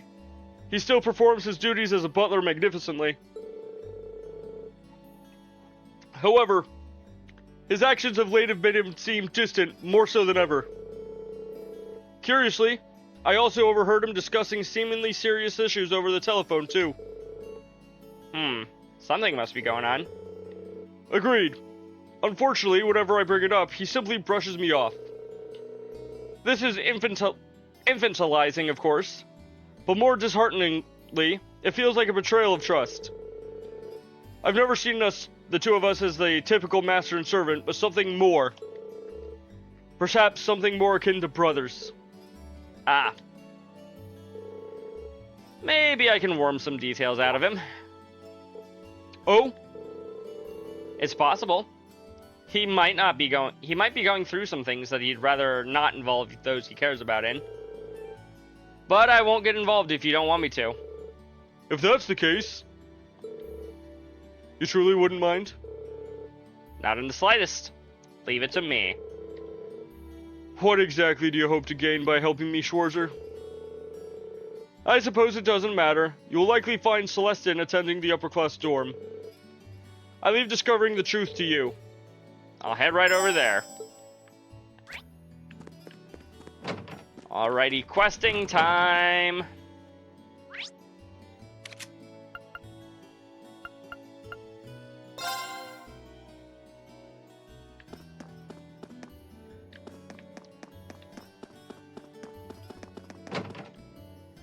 Celestin. You're not Celestin. Where's Celestin? Oh, hello there. Is there something I can help you with, Master? I'm actually looking for Celestin. You haven't seen him around anywhere, have you? I have, but he left for your dorm just a short while ago. He mentioned having something to collect from Sharon. From Sharon, huh? I wonder what it is. Thank you very much for the info. I'll try to catch him over there. We can just teleport right here. Oh, hi, Sarah. I might talk to you later. Hi, Sharon. Oh, hello, Master Rean. Is there something you need from me? I'm actually searching for Celestin right now. Have you seen him? I heard that he was headed over here. Indeed. You miss him by a matter of moments. As it happens, I'd made too much for dinner this evening. So I decided to offer him what we wouldn't be able to eat, which he said he would gladly take off of our hands. So he was here to collect it. I see. Maids and butlers have their own economy here, don't they? Does that mean he headed back to the upper class dorm then? Not necessarily. There was something about his demeanor today that seemed quite different than usual. He was considering a brief stop at Kirsch's on the way back to unwind a little. Though I can't say for sure that he's headed there. Kirsch's, was it? Well, that's my next stop at least. Thank you, Sharon. You're very welcome. Onward to Kirsch's. There you are. I was like, I know he's around here. Celestin. Good day, Master Rean. My apologies, as always, for the constant trouble Master Patrick gives you. Oh, no worries. He's not half as much trouble as he tries to be. Hold on a second, is that alcohol you're drinking? Ha! Not even I can escape the allure of drinking on the job once in a while. Sorry, that was my terrible attempt at a joke. Of course this is non-alcoholic. Sure it is, Celestin. I'm here for the atmosphere rather than the intoxication. I see. Patrick was right. He is acting kind of strange. Time for me...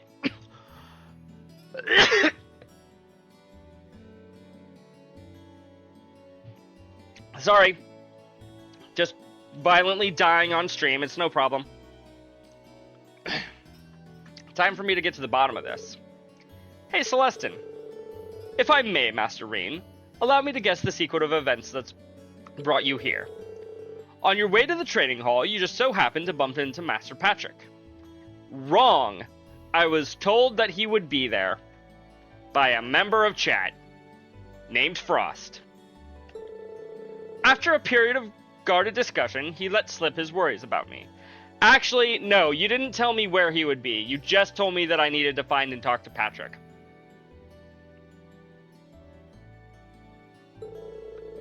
And being the paragon of selflessness you are, you offered to talk with me, which ultimately led you here. Am I correct? You haven't been watching us from the shadows or anything, have you? Haha, not at all. It was a simple deduction once you know the pieces in play and the surrounding circumstances. However, the real surprise is that Master Patrick could bring himself to make a request of you. I must have caused him more concern than I ever imagined. He's really worried about you. I don't want to ask you to say anything more than you're comfortable with, but isn't there anything you can tell me? Let's just say that things are rather complex. Then would you prefer to talk to Patrick about whatever's going on? I feel kind of bad for him the way things stand. Haha, I understand. You've come all this way for Master Patrick's sake, so it would be rude of me to just leave things as they are. But just telling you everything would be a bit of a bore, so... why don't we play a little card game? What kind of card game? I have 2 blade cards here. One is a 1 and the other is a 7.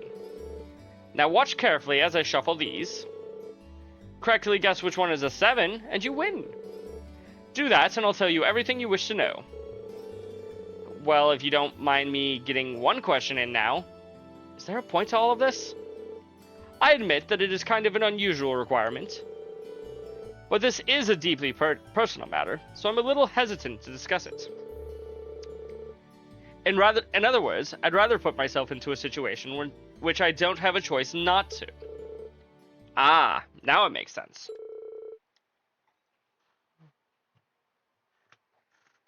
Well then, I accept your challenge. Thank you. 1 and a 7, chat.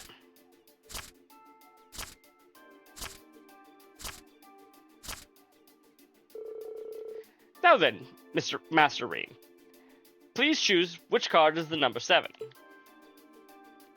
It's the card on the right. I can track cards that are moving slowly. I'll go with the card on the right. Understood. Allow me to flip the card. What I say, chat. And there's the 7. Looks like I win, Celestin. Indeed. Excellently played, Master Rean. So if you wouldn't mind. Fear not, I'm a man of my word. But how do I begin? I've recently received a direct order to return to the Hyams household from the Marquis himself. In fact, I'm expected to return to St. Arc as early as next week. Are you serious? Gravely. Personally, I'd much rather stay by Master Patrick's side. However, I've been told that things are getting quite hectic over there. I see. I'm surprised to hear that the Marquis would specifically ask for Celestin. He must be even more talented than we think he is. However, Marcus Hyams is an incredibly good-hearted man. It is entirely possible that he will allow me to continue to do as I wish for as long as I carry out the duties he asks of me. So I've been trying to find a way to remain in Trista, no matter how much additional work I must do. That is what has me so occupied of late. And that, embarrassingly enough, has been the root of my odd behavior. That'd do it. But do you mind if I ask why you want to go stay by Patrick's side that much, though? Haha. Perhaps it does seem a bit strange from your perspective. I'm afraid we don't have the time for the full story, but I will say this. Almost done?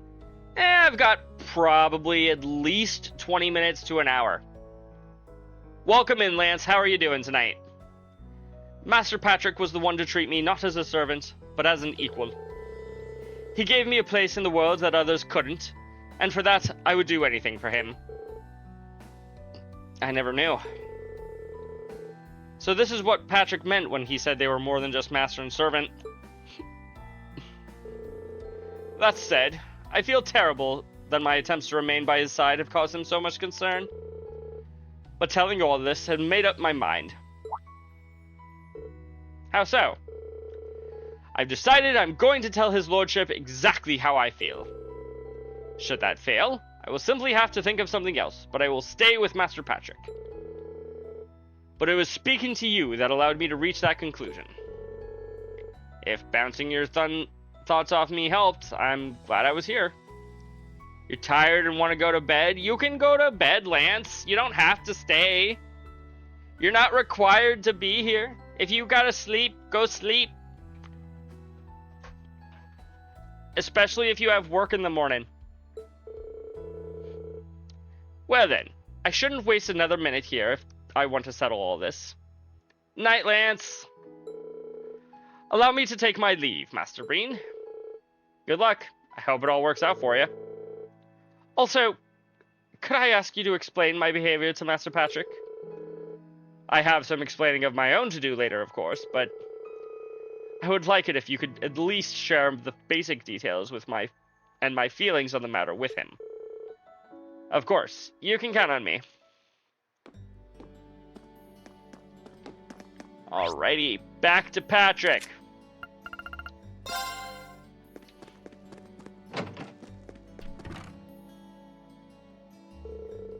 Did you get anything out of Celestin? I did.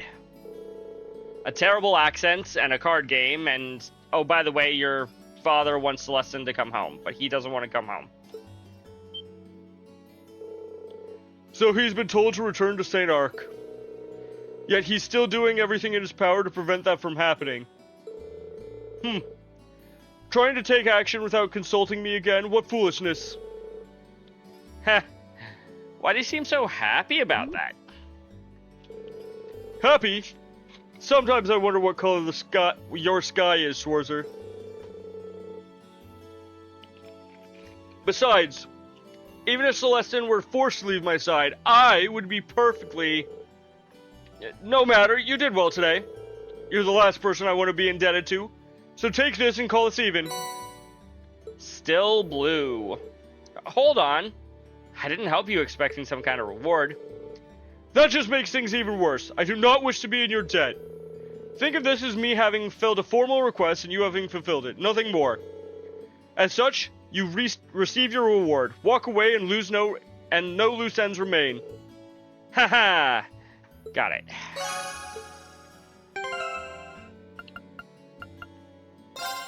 Still blue.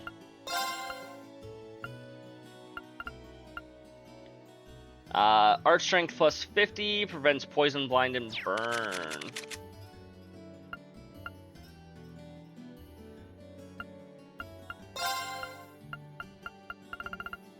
I'll give that to Emma. Because 50 bonus art strength. 613. She is easily the strongest arts in the game.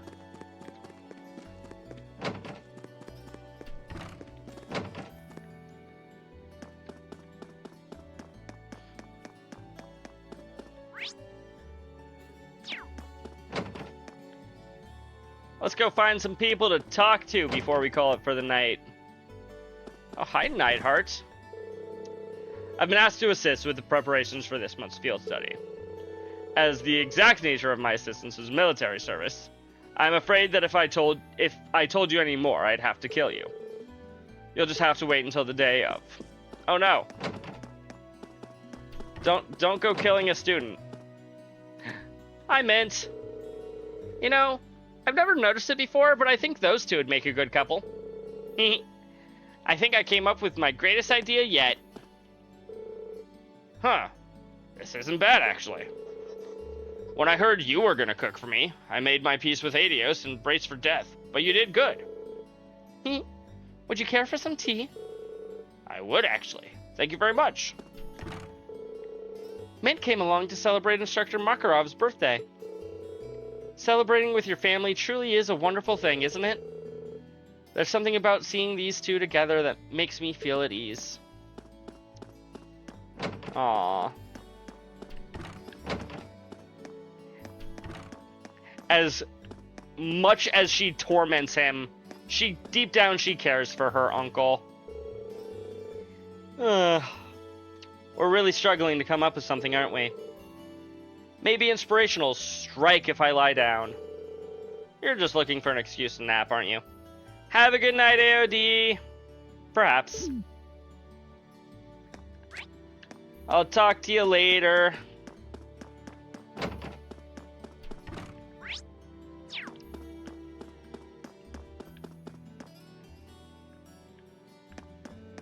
Are you also heading out, Frost? If so, have a good one.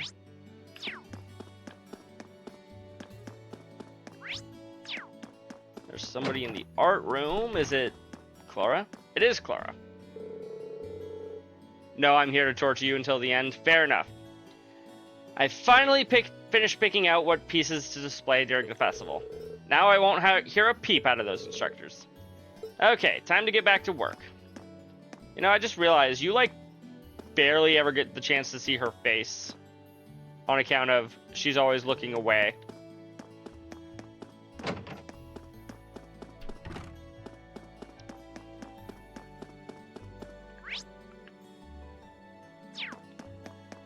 Crow's over here. Oh, that's our classroom. Okay, that is a sensible place for him to be hanging out then. Unless he fell asleep in class and is just now waking up. What are you doing here, Crow? Oh, nothing much. Did something happen? Nah, just feeling a bit sentimental. It's nothing serious. Don't worry about it, man. Crow? Sentimental? Now I'm really curious. Hey, Crow. I'm a bit tired myself, to be honest. Would you mind if I sat here with you for a while? Heh. I swear, you get weirder by the day. But sure, feel free.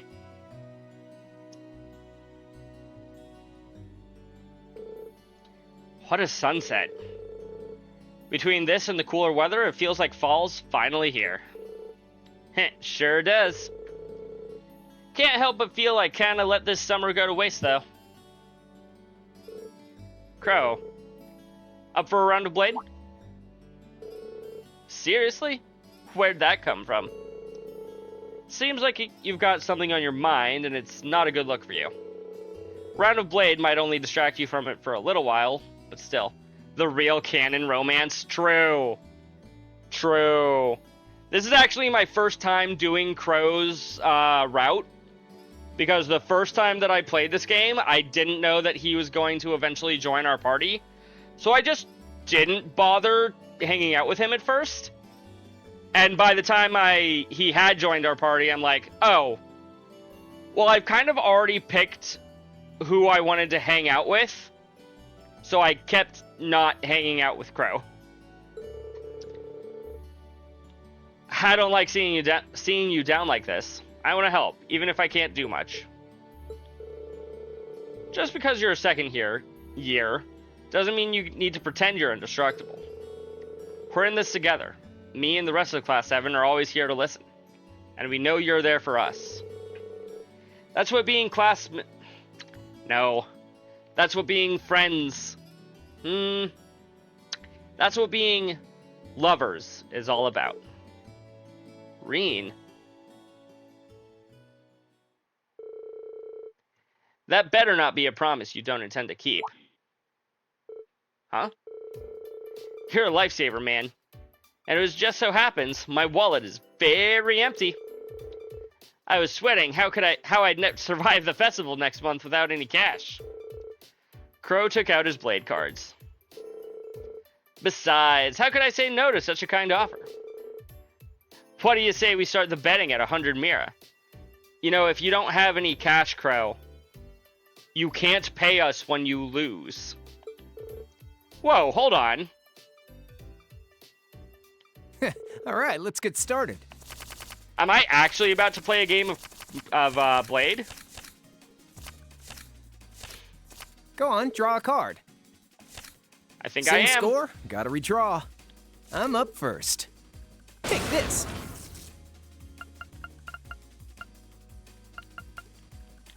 Yeah, all Not bolts bad. is 4. Same score, gotta redraw. You're first. Oh god. Not bad. Same score, gotta redraw. I'm up first.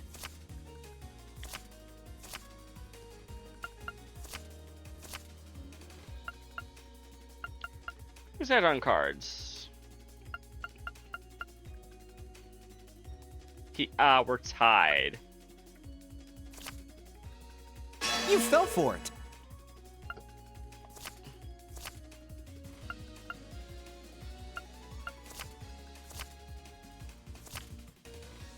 You fell for it. Same score, gotta redraw.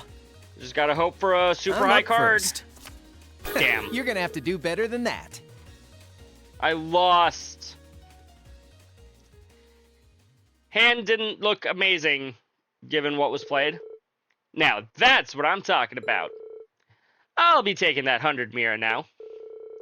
How about you pay back the 50 Mira you borrowed from me first? You tricked me, didn't you? Heh, took you long enough. Psychological warfare, my friend. People can't resist when they see a joker like me acting all sentimental. They start lining up to get fleeced. I can't believe I fell for it. If it didn't work, I wouldn't do it. Honestly, though. It's been a month already. You should have me figured out by now. I really should. But you're one of us now. How could I not be concerned? Heh, you're one weird dude. Well, we've already got our cards out. How about we go another round? Might as well. No bets this time, though. Alright, I can dig it. Doesn't hurt to get a regular match in every now and then. And so the two of them played Blade with the dying light of the setting sun streaming into the window. Your bond with Crow has strengthened. Heh. Playing a round or two without money up for grabs isn't so bad every now and then. We should play again sometime. I'm always up for a game or two. I'm sure you are, Crow. I'm sure you are.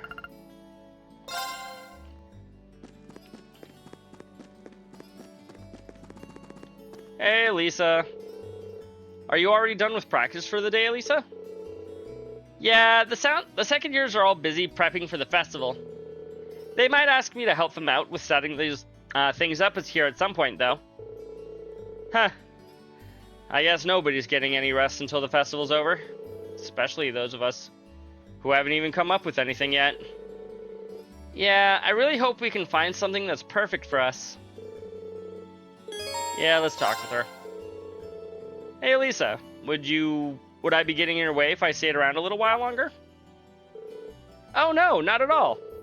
There's a spare cross here, so how about we play some catch too? A cross. Oh, the stick thing. I've never used one before. Would you mind showing me how to use it? I'd be happy to. You might know this, Frost. That bet against Crow. Do you actually lose 100 Mira if you lose? Or is that just for the sake of the story?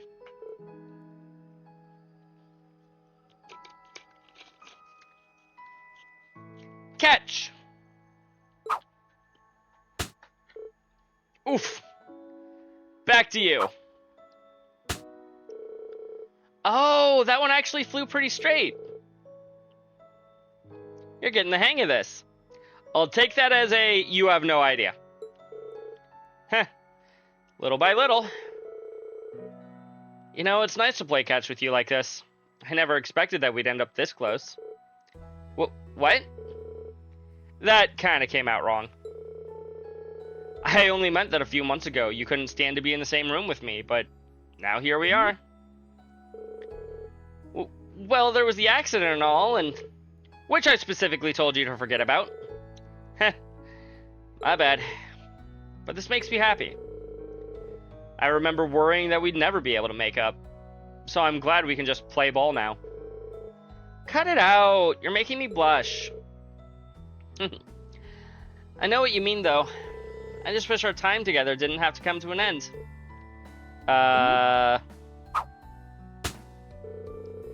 Wait, now my words are coming out wrong. I meant that I didn't want our time together as classmates to come to an end. That's all I meant, okay? Yeah. Of course. You've got a good point, though. We're gonna be second years in just a few months, and 1 year after that, we'll be graduating. That sounds like a long time from now, but I'm sure it'll be over before we know it. Yeah. Hey, Reen? Do you remember what we talked about back in Nord?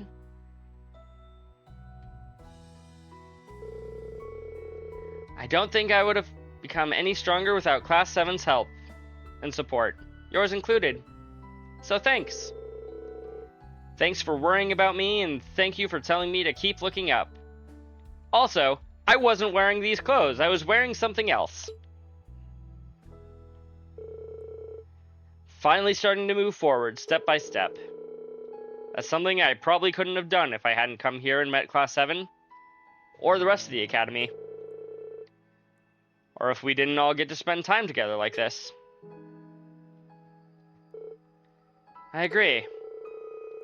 I guess we both said some pretty embarrassing stuff now that you mention it. I'm embarrassed just thinking about it. But even so, I stand by what I said that night. If I'm going to move forward, I want to do it with you in Class 7 and all the members of the lacrosse club. Because I wouldn't be moving forward at all without all of you helping me. And I'd like to think I've helped you too. And I'm sure that'll stay true through the next month's field study and the Academy's festival after that. Me too, Elisa. I feel exactly the same way. Things might seem rough now with our last field study coming up. The looming shadow of our final exams doesn't help either. And to be honest, we'll probably have even more challenges to face as second years. But the time we spent together, both the good and the bad, those are what we're going to remember.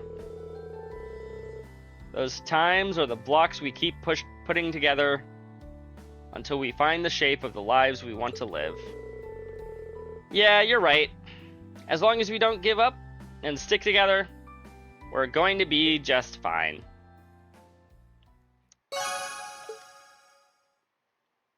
Bond with Elisa strengthened.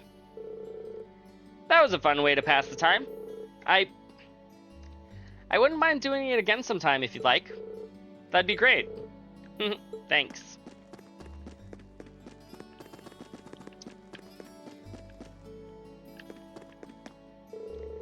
I gotta admit, I'd like to see a real racehorse in action. Right, let's go get us some permission. If you say so, Paula. Let's see here.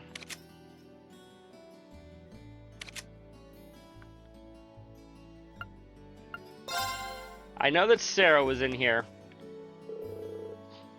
Keep those beers coming. Looks like she's pretty wasted. I should just let her sleep it off. I guess she drank too many for her old partner.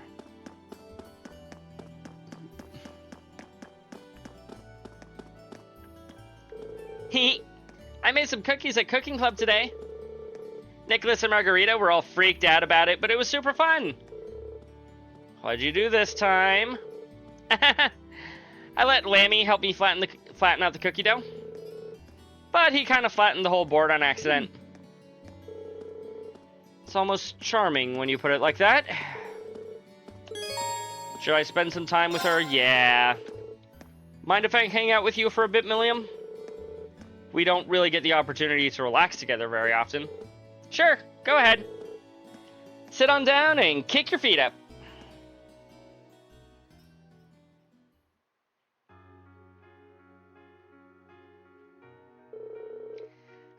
Life as a student is so much fun. I've been here for a month already and I haven't gotten bored at all. Ha, glad to hear it. Oh yeah, you made some cookies at the Cooking Club, didn't you? How'd they turn out? Wanna try them for yourself? Milliam took out some cookies and out of the paper bag. Here you go. They're pretty good. Awesome. Can't wait. Bit salty? Haha. Yeah, I messed up and used salt instead of sugar. That's such a cliche. I didn't think people actually did it. It's actually pretty good, though. Hey, Reen? Did you even stop to think that I might have poisoned that cookie? Didn't even cross my mind. You wouldn't have really gained anything by doing that, though, would you? That's true. You might not want to be so trusting, though. It's like you forget that I'm with It's like you forget that I'm with the Intelligence Division sometimes. Haha, okay, that is true. Mostly due to how natural it feels to have you here. Think about it. There are tons of students here at Thor's, and a lot of them are kind of weird, to be honest. This isn't a normal school, and you're not an average student, but you fit here, and it makes things more interesting. Lady Yenna, welcome in, welcome in. Thank you for the raid. We are here playing some Legend of Heroes Trails of Cold Steel. Normally I'd ask my wonderful mod to give you a shout out, but he is busy at the moment. Actually, he's asleep at the moment. Basically the same thing, though. How was Final Fantasy VII tonight?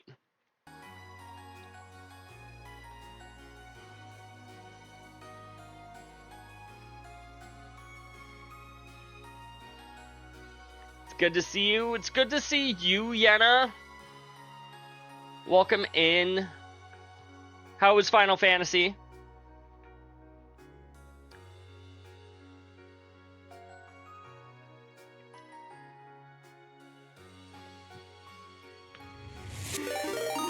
Oh, and Emperor Nightwolf also comes in. Welcome in, Nightwolf. Thank you for the raid. FF7 was super good. We're super duper close to finishing it. I got into the 3rd disc and stopped before getting into the final dungeon too far. Gotcha. Welcome in, All or Nothing 21. Welcome in. I've already said hi to Nightwolf. And I forgot to say hi to Full Grizzle earlier. Let's give a shout out to Nightwolf as well.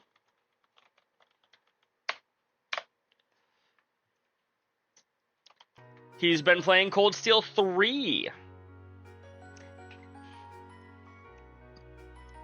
Which, to my understanding, you've been enjoying that pretty well, haven't you, Nightwolf?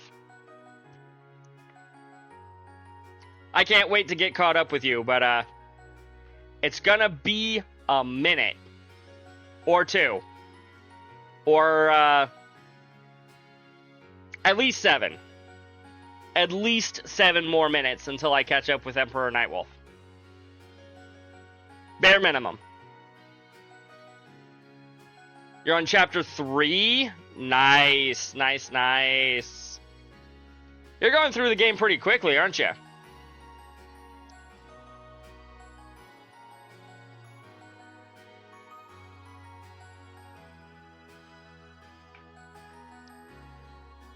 I mean, I guess in that way, Thors is kind of like the salty cookie.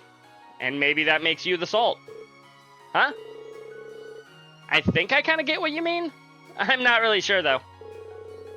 It's fine if you don't get it right now. Maybe it'll make sense someday. Thanks for the cookie. I wouldn't mind having more another time. Gotta go grab some grup, but I'll be lurking. Thank you for the lurk, Yenna. Got it. I'll make him even saltier, just for you. That's not what I meant. Has anybody in chat ever tried salty cookies? Because that sounds disgusting. But I've had some foods that sounded disgusting, only to discover that they are actually quite delicious. It does, yeah, it sounds absolutely gross. I kind of get what you mean, I guess. Looking forward to my next batch of cookies, though. They'll be even tastier. One example of something that I've eaten that didn't sound appealing but ended up being great was apple on grilled cheese. It was available at a restaurant, and I'm like, let's give that a try. They gave it to me, and I'm like, this is surprisingly tasty. Salted caramel or chocolate cookies are not too odd. Fair. I know I've had caramel cookies. I forgot that salted caramel was a thing that people put into cookies. And by doing this, you can turn it into an Octodog. My word! You've transformed that hot dog into an octopus. I didn't know you were capable of such miracles, Monica. Well, I don't know if I'd go that far. But how about I teach you how to make them? Then you can be a miracle worker too. You mean it? Thank you so much. Haha. Seems like she's really taken to cooking. Guess I'll have Octodogs to look forward to the next time she makes something. Indeed we shall.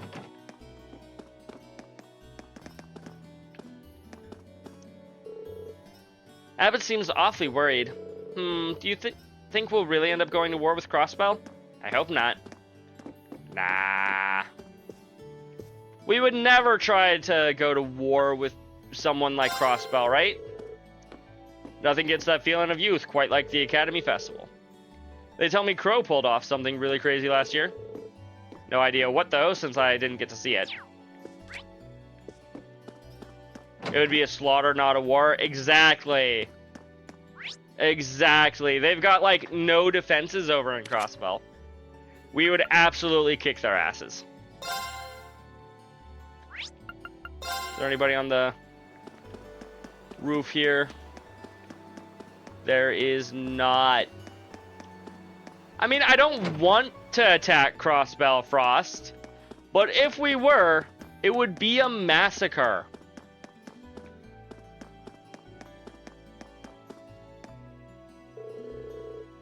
Well, here we are. I wonder if Toa's already inside. You do. Yeah, you just hate Crossbell for no reason. After entering the computer room, you won't be able to roam. Yeah. Just a few hundred cannon blasts would do fine. I suppose. I hit the wrong button, chat.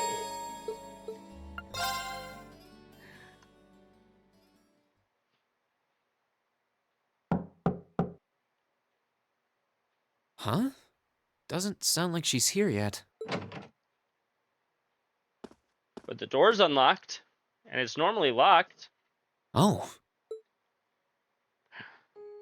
She fell asleep. At least she's getting some rest. A little bit, yeah. For her.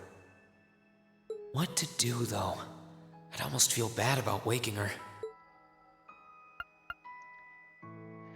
We get to be creepy one way or creepy another way.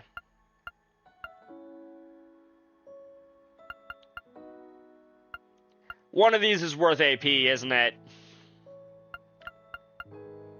We'll poke her On the cheeks. other hand, she might not want to be left sleeping like this either.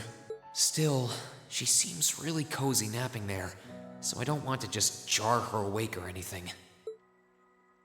Sorry, but if I don't wake you up, I could end up being here all night.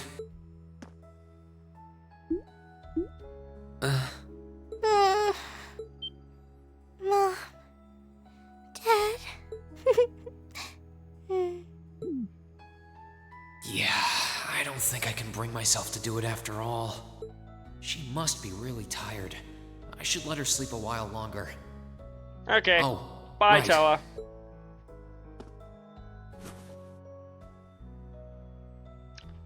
There Suddenly we changing go. his outfit. I guess I'll just read a book or something while I'm waiting.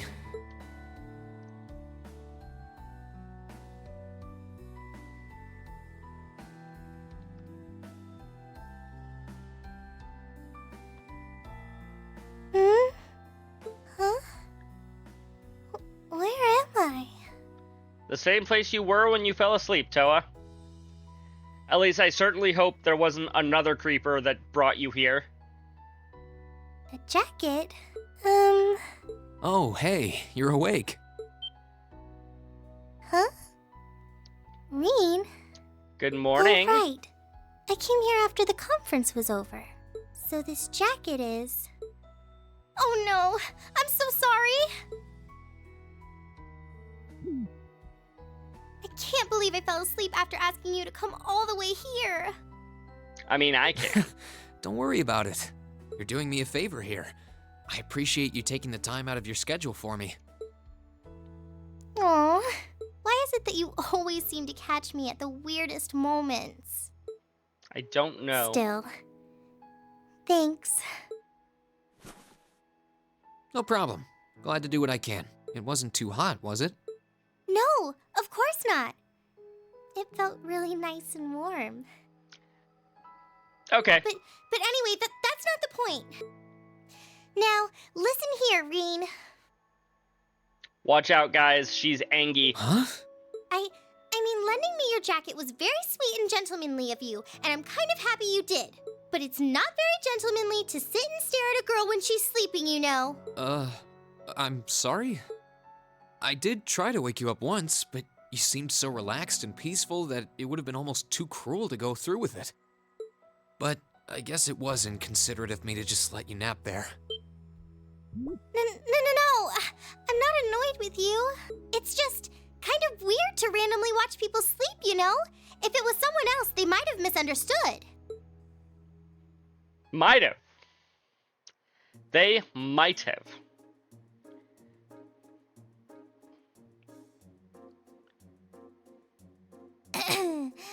Anyway, I asked you to meet me here so I could show you more about the concert we put on for last year's festival. Oh, you mean the one you did with Angelica, Crow, and George? Yeah, with the very modern music that you were talking about yesterday. Do you have some record of it here? Actually, I do. George was testing out some kind of orbital video camera that was being developed by the Ruhr Institute of Technology. Ooh. And we've still got the recording here. I want to say, Toa, you don't know Creepy till way later in the school. Fair. An orbital video camera? Yeah, the technology is different from what they use for the Orbital Net. Actually, it's probably faster to just show you. Let me bring it up on the screen. Oh, you've got pictures of it. More than just pictures. Just watch. Amazing. I know, right? It plays back images and sound at the same time, so it's like a radio and a camera combined. I'll see you when I get to Cold Steel 3. I will forget by the time I get to Cold Steel 3, probably. The quality might be a bit rough, but it really feels like you're right there, doesn't it? It's really something else. Oh, there we are going up.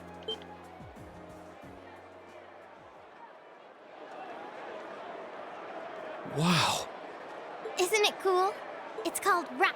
It's making a splash in the music scene abroad. It's called Rock. They use orbital audio technology to amplify guitars for it. It's a pretty bold sound, huh? It definitely is. And, speaking of bold, how about that outfit? I forgot about the outfit. Don't look at that. Just focus on the performance. This Okay. Toa, I thought you said there was more than just pictures here. All I'm seeing are pictures. Bravo! That was incredible! I wish I could have been there to see it in person. Crow just wanted to see how Angie... Yeah, he wanted to see her and Angie in leather, it's true. I'm glad you enjoyed it. So was that any help? Help? This is exactly what I was looking for. I'm not sure if we can put together something as flashy as this. I mean, you have more than double the number of people as they did, so you might be able to figure something out. But we do have Elliot, and he knows his music, so I think we might have a chance. I don't know how much Elliot's gonna be enjoying the rock sound. I'm glad to hear it. Crow was the one who planned all of this out, so he's the one you should ask about how to put a program like this together. Angie did our choreography, and George got all the instruments together for us. I'm sure they'd help out if you asked. I think I just might. We have to get our preparations for the festival underway. Oh, I put a copy of the video onto this memory quartz for you, too. If you put this memory quartz into the orbital projector here, you can watch the video anytime you want. Yay! Maybe you can bring everyone from your class here and show it to them tomorrow. Yeah, we could do that. Yeah. Thanks for everything, Toa. I mean, I asked you for help, but you really went above and beyond. I don't really know how to thank you. She showed a video that was recorded a year ago. You're always looking out for me, Reen. It's the least I could do. It's not like she reenacted the performance. Besides, I'm sure this idea will spark some lively discussion within your class. It's not a done deal yet, but I'm really curious to see how things turn out. Me too.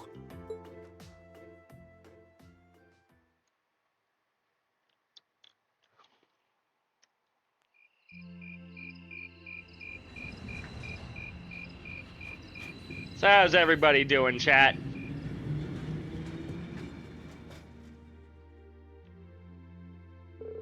Huh. Well, that seems to have gone over well. I could see Elliot's eyes light up when I mentioned it. I could also apparently see his lies. Frost is ready to go to sleep, and Nightwolf can't believe it's Sunday. It is Sunday! Happy 420, everybody! Also, happy Easter to those who celebrate. I can't believe it's not butter. Me neither.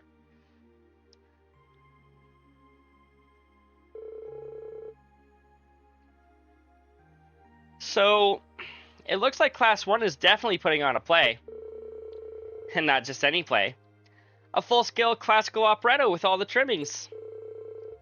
Even if an operetta is shorter than a full opera. This is Class 1 we're talking about. I'm sure they'll spare no expense on the outfits and stage design. True. If they had any more blowhards, they'd be a wind tunnel. Class 2 looks like they're going to run with their idea of doing some kind of indoor garden. From what I heard, they want something based on the motif of the night sky. Sounds like quite the elaborate setup. Class 3 is intending to run a game room based around Blade. I heard they're planning to decorate the room like a castle, and provide lessons for beginners as well as advanced members. As well as advanced matches. Huh. Really? Class 4 is going to do an Eastern-style cafe of sorts. They're claiming you can enjoy an exotic dining experience. Not sure what they mean by Eastern style, though. Well, my sword is technically Eastern style, I guess, but yeah, that seems like an awfully broad term. Heh. You don't really see too much stuff from the East in Erebonia. Class 5's doing something kind of different. They'll be using the training hall for some attraction they call Mishy Panic. Mishy! Wait, isn't Mishy the mascot of that big theme park in Crossbell? Kind of a strange choice considering the current political climate. I'm kind of a Mishy fan though. One time, Lecter brought me back a Mishy keychain. It's pretty cool. Oh. The intelligence division never struck me as the type who would bring back souvenirs. Who would budget for souvenirs. Anyway, the captain of the riding club is intending to organize some manner of horse racing event. Officially, there's to be no gambling, but with our senior colleague involved, I'm sure Free Enterprise will find a way.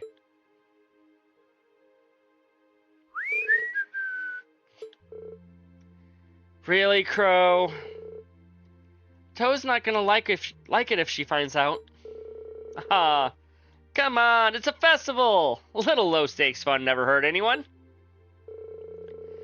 A number of second years are planning to run stalls, and many clubs are intending to put on events as well. But in terms of scale, the 5 other classes are our main competition.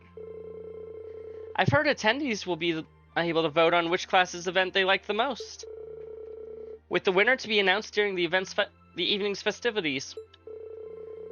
That sounds like it's going to make things awfully competitive. Still, it's that much more incentive to make our class's contribution one to remember. Which leads us to our current problem. What do we do?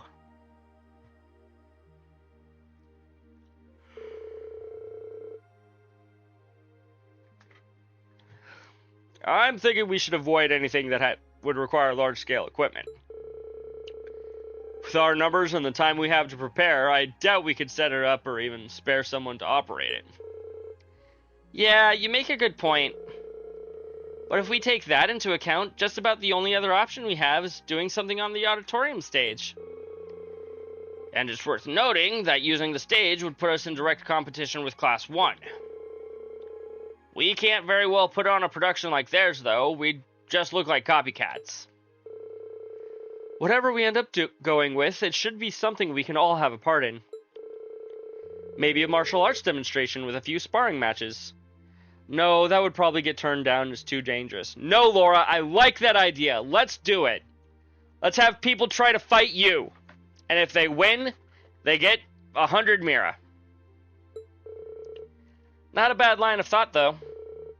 How about a cooking contest? Ooh, I call judge! Our troubles are over. I just had a visionary idea we can do with the Academy pool. Picture this. Stunning ladies in bikinis, wrestling piggyback in the pool. Come for the fight, stay for the accidental exposure. Crow, someone needs to smack you. I think not. Get out. No! This is getting us nowhere. They all sound like fun, though. Actually, I did find one idea that I think we might be able to use. You did? Really? I'll bet Toa told you, huh? Yeah, she showed me the video, too. I can't believe you never even mentioned it. You guys put on an amazing show. Well, I'm the lone second year. Didn't want to rob you bright-eyed first years of a full festival experience.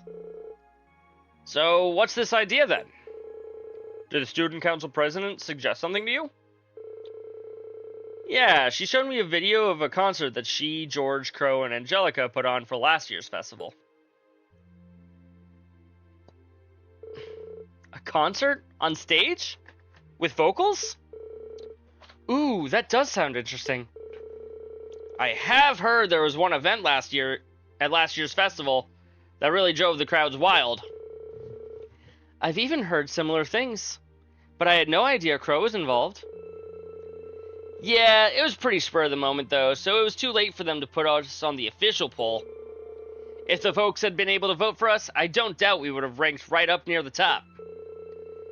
Without seeing it for ourselves, it's difficult to say whether we'd be able to do something similar. You've got me curious though. It sounds great! Let's do it!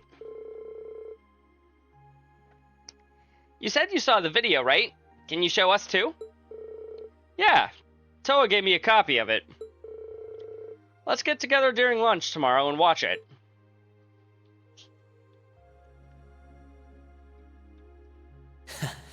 I can't wait to see the looks on their faces when they see it. Thank you, Sean Chiplock, for doing some voice acting so I don't have to anymore. Though I imagine Toa's outfit might raise more than a few questions too. The real reason that we decided to do it. Oh, it's 9 already? Abend time should be on soon. I guess it is Abend time day today, isn't it?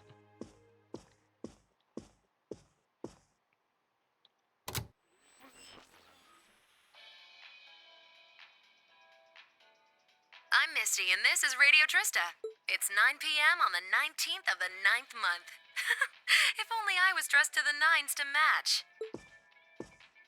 If only. It feels like we're finally getting the break we deserve from a long string of uncomfortably humid nights. That's right, fall is finally here, and it's brought its cool night breezes and gentle chirping of insects with it. Along with that respite, Erebonians everywhere are turning to their true autumn passions, food and sports. Those are my true passions. Well, one of those is my true passion year-round, and the other is sports. I don't care for sports, chat. What do all of you out there look forward to when you realize fall's almost here? For me, it's definitely the food. The crops come into season, ready for the harvest. I can only imagine how much work it has to be for all those farmers. But I can't wait for my first roasted chestnuts of the season. It's just about time for those to start popping up too. Ooh. Sure, I'll never turn down a Marin Glacé or a Mont Blanc, but roasted is the way chestnuts were meant to be. That soft, melt-in-your-mouth taste, that sweet fragrance, simply irresistible. Whoops! The director's over there giving me the stink eye. Someone hasn't eaten dinner yet, I'll bet.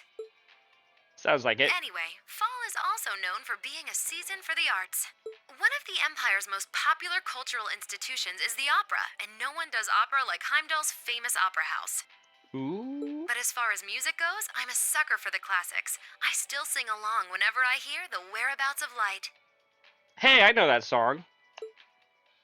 I stare in disbelief as you fade away, like a dimming star beneath the coming day. I don't recall there being English lyrics to that song, but apparently there is. Whoa there, almost felt like I was in my shower back home. Speaking of music, some fresh new genres have been gaining popularity lately, both at home and abroad. She really does have a pretty voice. Though I guess you kind of have to in order to be a big opera singer like that. I don't know if singing on the air like that is such a good idea if she's trying to keep her identity under wraps, though. Fair.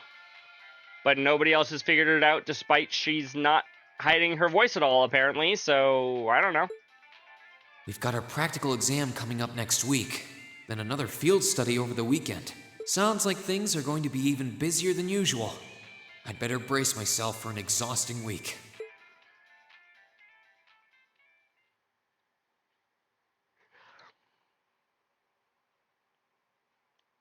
Monday.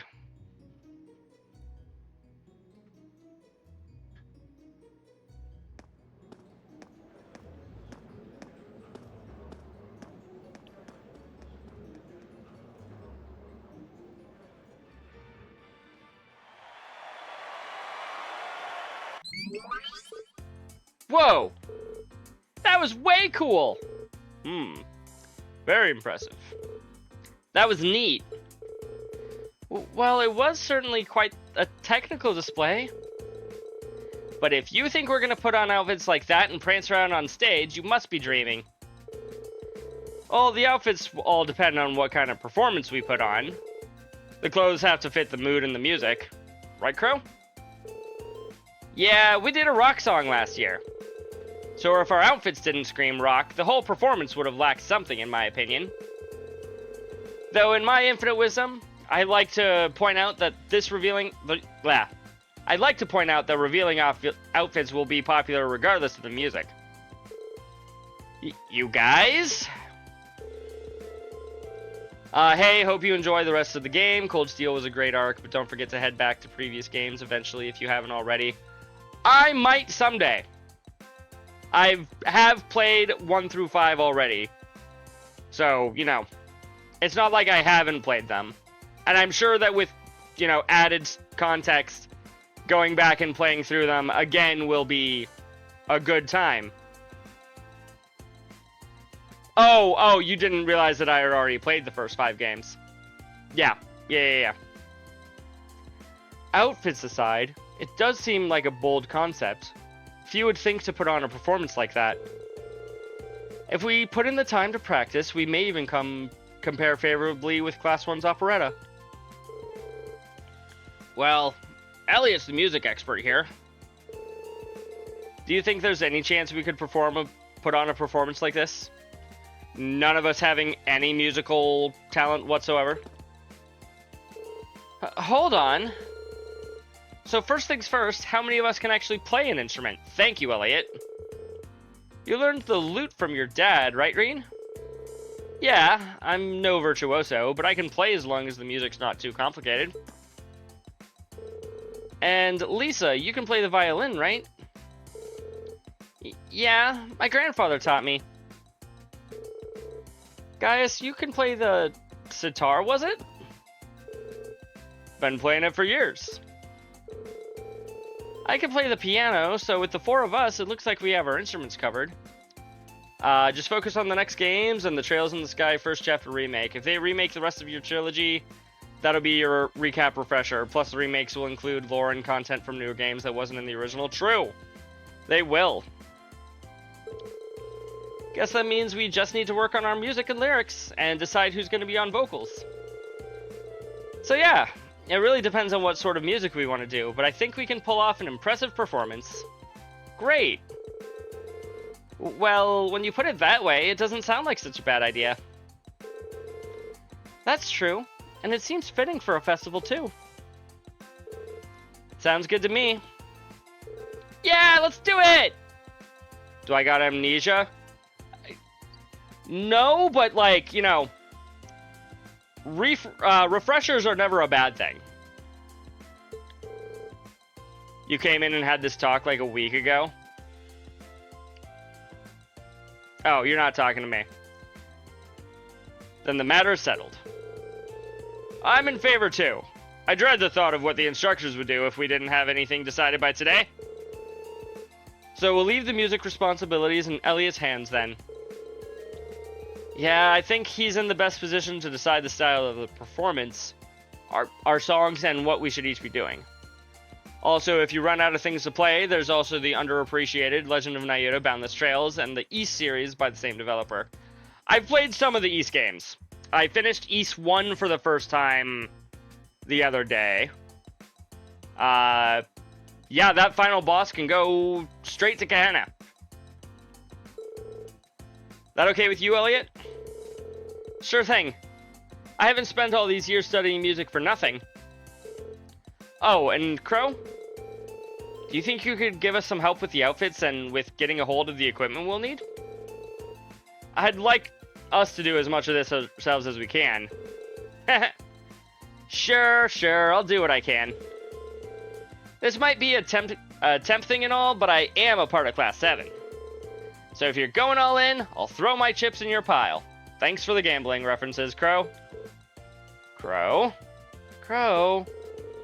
Wow. Maybe I've had you pegged wrong all this time. So just leave the outfits in my capable hands. I'll make sure you all shine like stars up there. Especially the ladies. I take it all back. He's not even trying to hide it. We're counting on you to keep him tasteful, Reen. Right. Tasteful.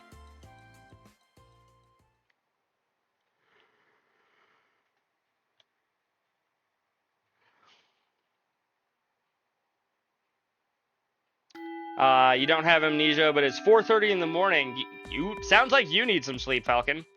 And I just got back from a dog walk and I'm barely awake. For trail streamers, I usually just do a quick check just in case the streamer I'm watching has looked into the previous games or knows about the upcoming remakes. That's understandable. Yeah. Just as a precautionary thing in general. First, congratulations are in order. Took you long enough, but you finally decided what to do for the festival. So, you're following in Toa's footsteps and putting on a concert, huh? Have you decided what kind of music you want to do? You're off to sleep. Have a good night, Falcon!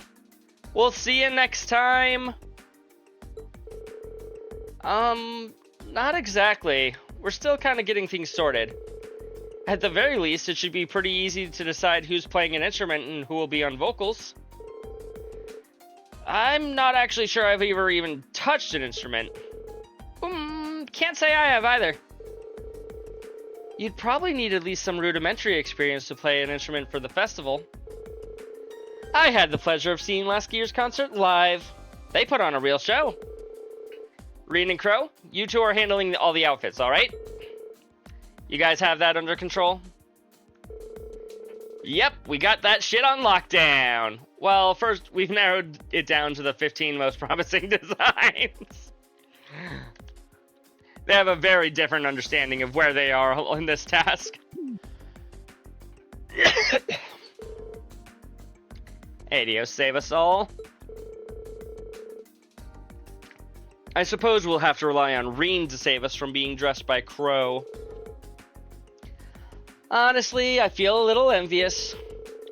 If I were 5 years younger, I'd jump right up on stage with all of you and have a great old time. Is she really only 5 years older than the rest of us?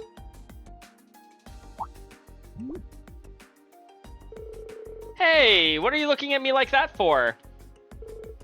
Instructor. How old are you again? Aren't you in your mid-20s? Yeah, I was thinking she's at least like 26, 27, which would put her at 21, 22 5 years ago.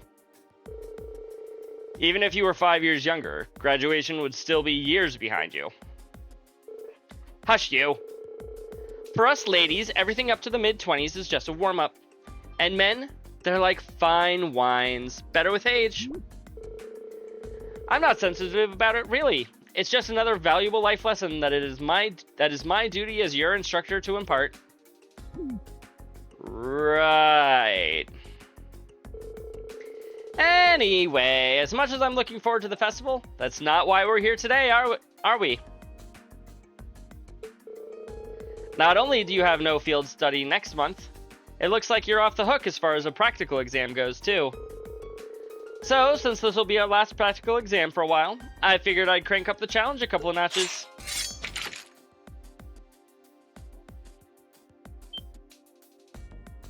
Why are you guys surprised? Wait, are you saying... Are you going to serve as our opponent? Bingo! Just think of it as the long-awaited second round of May's exam. If you want to get back at me, now's your chance. But you better bring it, because I'm not going to go easy on you.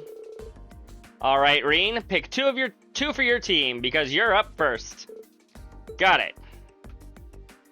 Let's see here. We want Laura.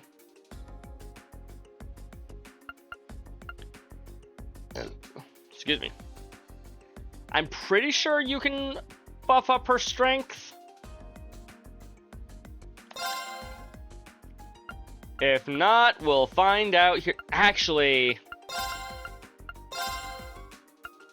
I think we want to lower her defense.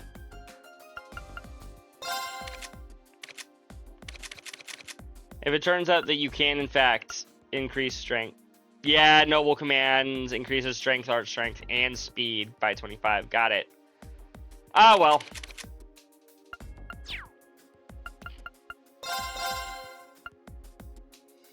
My last save was way back there. Okay.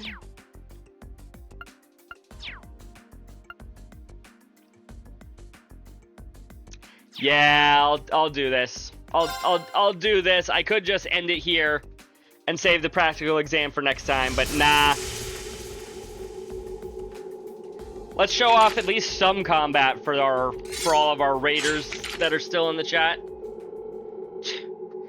Looks like she isn't going to doesn't look like she's going to cut us any slack this time. I have no doubts her expertise is in combat. Even if we don't win, I want to see just how much we can do. Well, if you're ever holding anything back before, now's the time to pour it all in. I take it you're all ready? You've been studying and training here half a year now. I think you might finally be able to do it. Maybe. Now, show me you've got what it takes to pass with flying colors. Right. Yes, ma'am. Come at me with everything you've got. No one reaches low HP during the battle. Win in less than 40 turns. Right.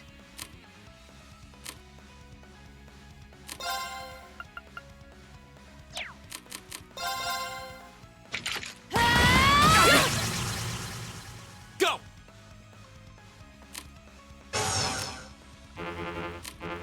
I can't craft.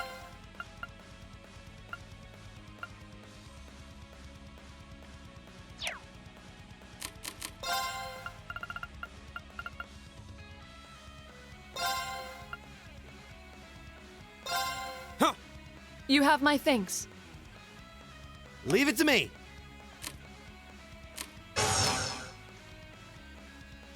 Nobody can craft. Okay.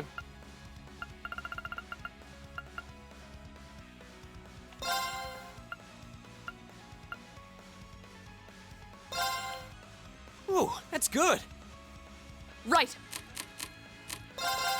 My turn. Go! Doesn't really matter. All right, let's do this. Understood.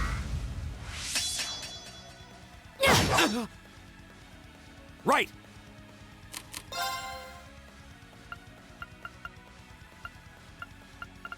Aromatic. Yeah, aromatic tea on yourself as well to cure your seal. This is good. Of course.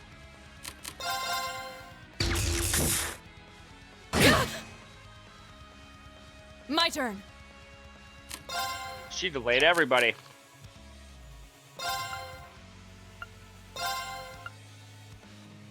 Arcus activate. Hut. My turn.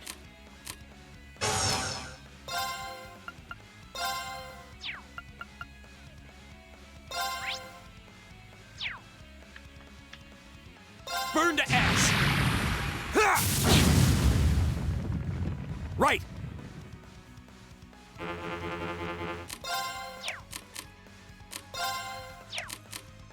You know, if I had known that I wasn't going to be able to actually lower her defense with my attacks at all, I might have chosen up a different party.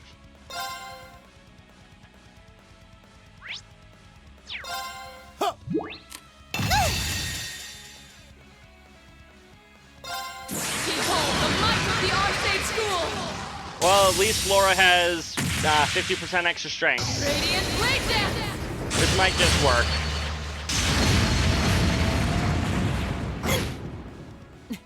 You've come a long way. There we You go. still have a lot of training to do.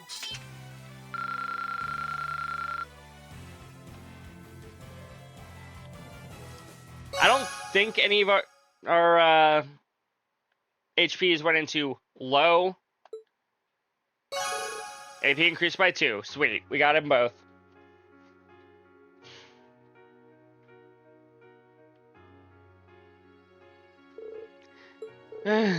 Did we actually win? Huh. It took all three of us fighting in top form to eke out a narrow victory.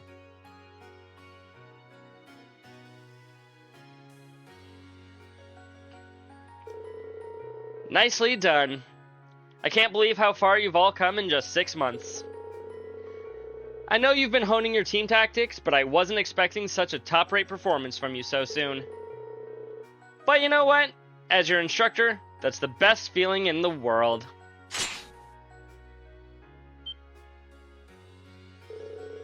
Okay, that's 1 group down, 3 more to go. I'll call you all in teams of 3, so be ready to jump in when I call out your name.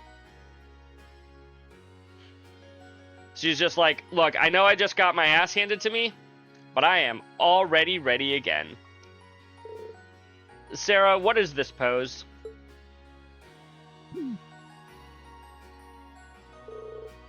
Is she even human? Multiple groups with multiple opponents, and in every group, and she was still able to put up a fight against all of us. She's on a completely different level. We'll need to redouble our efforts in training if we hope to match her. You can say that again. Phew, I'm spent. Mind if I use you as a... Sarah! What? Here? That here? Has she done this to you before, Emma? Have you no shame? Huh. Looks like there's still some life in her yet. She's the only person I know who can fight 4 back-to-back battles and still have the energy for wisecracks. Don't get me wrong, I'm genuinely impressed with how far you've all come. Now I can tell you where you're headed for your field study without any worries. I'm sending you all straight to hell. Up we go. Alright, get them while they're hot.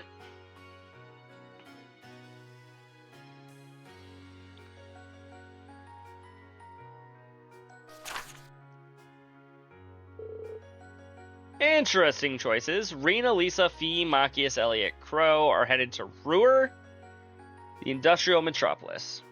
Emma, Laura, Eustace, Gaius, and Milliam are heading to Ortis, the port city. Ruhr and Ortis. Those are 2 of the Empire's largest cities, right? Well, technically they are. Ruhr's far from small, but Ortis is kind of on another level. It's the 2nd largest city in the Empire with over 400,000 people. It also happens to be the stronghold of Duke Cayenne, the noble faction's de facto leader.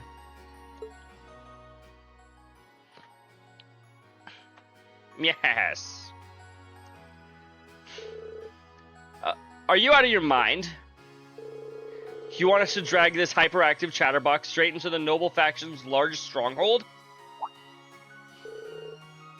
He does make a good point. Ortis is a hostile territory for her. No 2 ways about it. If they find you poking around, they'll burn you at the stake. I'm not that worried. I've stuck into Ordis plenty of times before. And this time I've got you guys with me. I'll be fine. Are you sure, Milliam? This is no laughing matter. I'm a bit concerned too. As am I. Ordis is quite far from here. If something were to happen... Not to worry. We're thinking about what to do about that. Still, you're not in for a laid-back vacation. That much I can say for certain. That goes for the group heading to Ruhr too. The Reinford group is based out of Ruhr, isn't it? Though Ruhr's also part of Marcus Ragner's domain. And he's the head of one of the 4 great houses. Heh. Jellica's stubborn man, hey? He's supposed to be a real hardliner, even among the big shots in the aristocracy. That's true, but the Imperial Army also runs a military factory out in the vicinity. The Reinford group isn't aligned with either faction, but I can imagine there are more than a few ongoing complications. Really? Sounds like trouble, if you ask me. Why would my father and the other members of the board choose destinations like those in dangerous times like these? Probably because you're in dangerous times, Machias.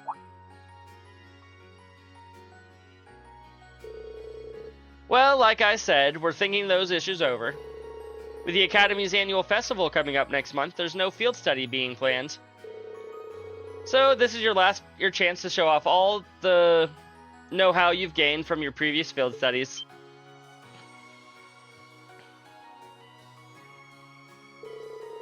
Make whatever preparations you need to, and when Saturday rolls around, travel with your heads held high. Class 7 has done a damn good job so far. The only reputation you guys have to live up on is your own. Live up to. I can't read, chat. You all know this by now. Thank you, instructor! Your rank's gone up. Ooh. Here's a little something from the Academy. Or a jacket. Nice, nice. You did really well, Reen. I sure did.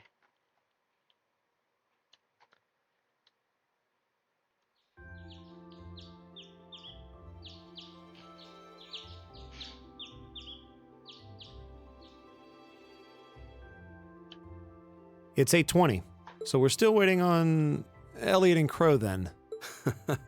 It looks like they nearly pulled an all-nighter working on our festival performance.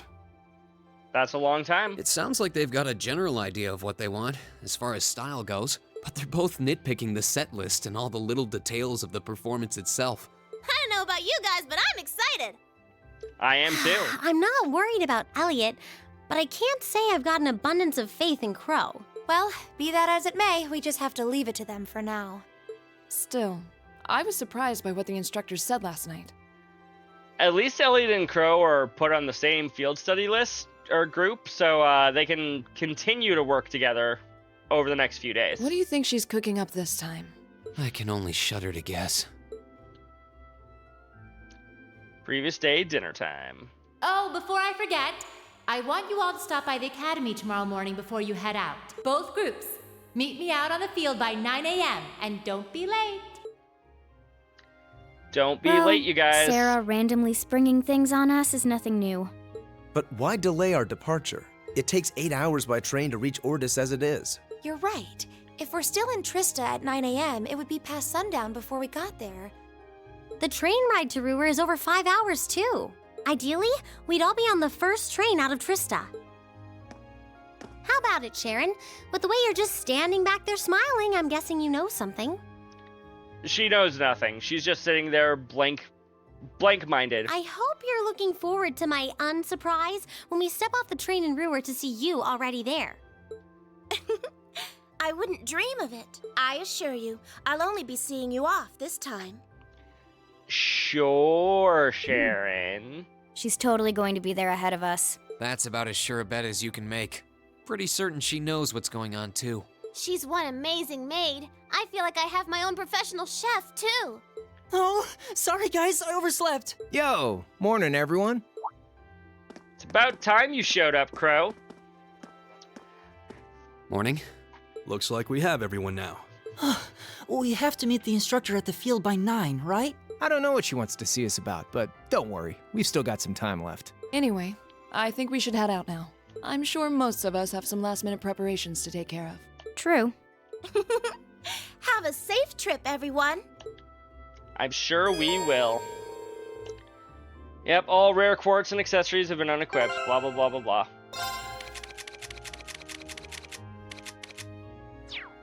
Well, I think that is a good place to stop it for the night.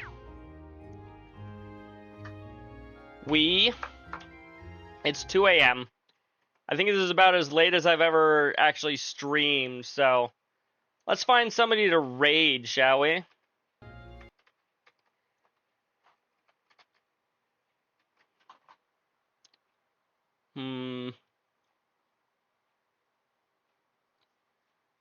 All my usual people are out for the night. Almost like it's, 2 a.m., if not later for them. Ooh, which game are you playing? Oh, you're on Cold Steel 3.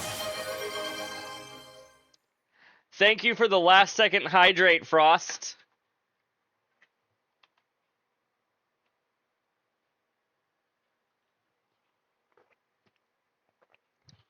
Perfect timing. It's finishing off my water.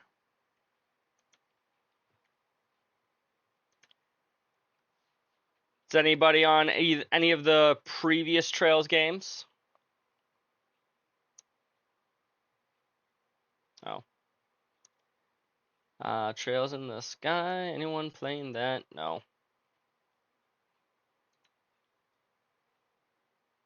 I see. Oh, hey, look, there are 12 people watching Cold Steel. Oh, wait, that's me.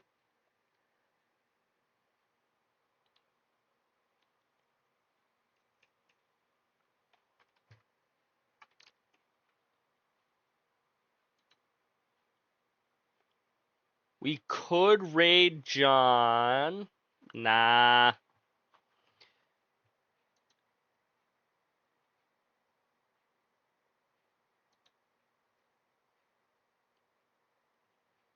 Ooh, you look like fun. Sure, we'll come and raid Kratiga. They're playing some Tears of the Kingdom.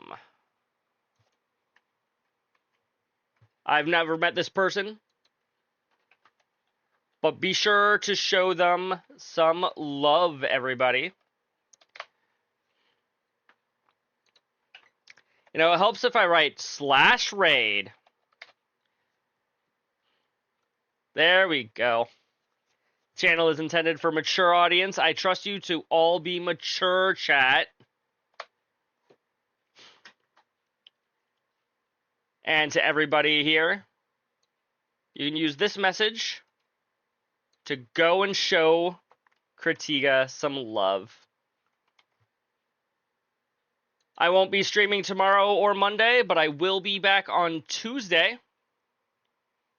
And until then, I'll talk to you all later. Bye, chat. See you around.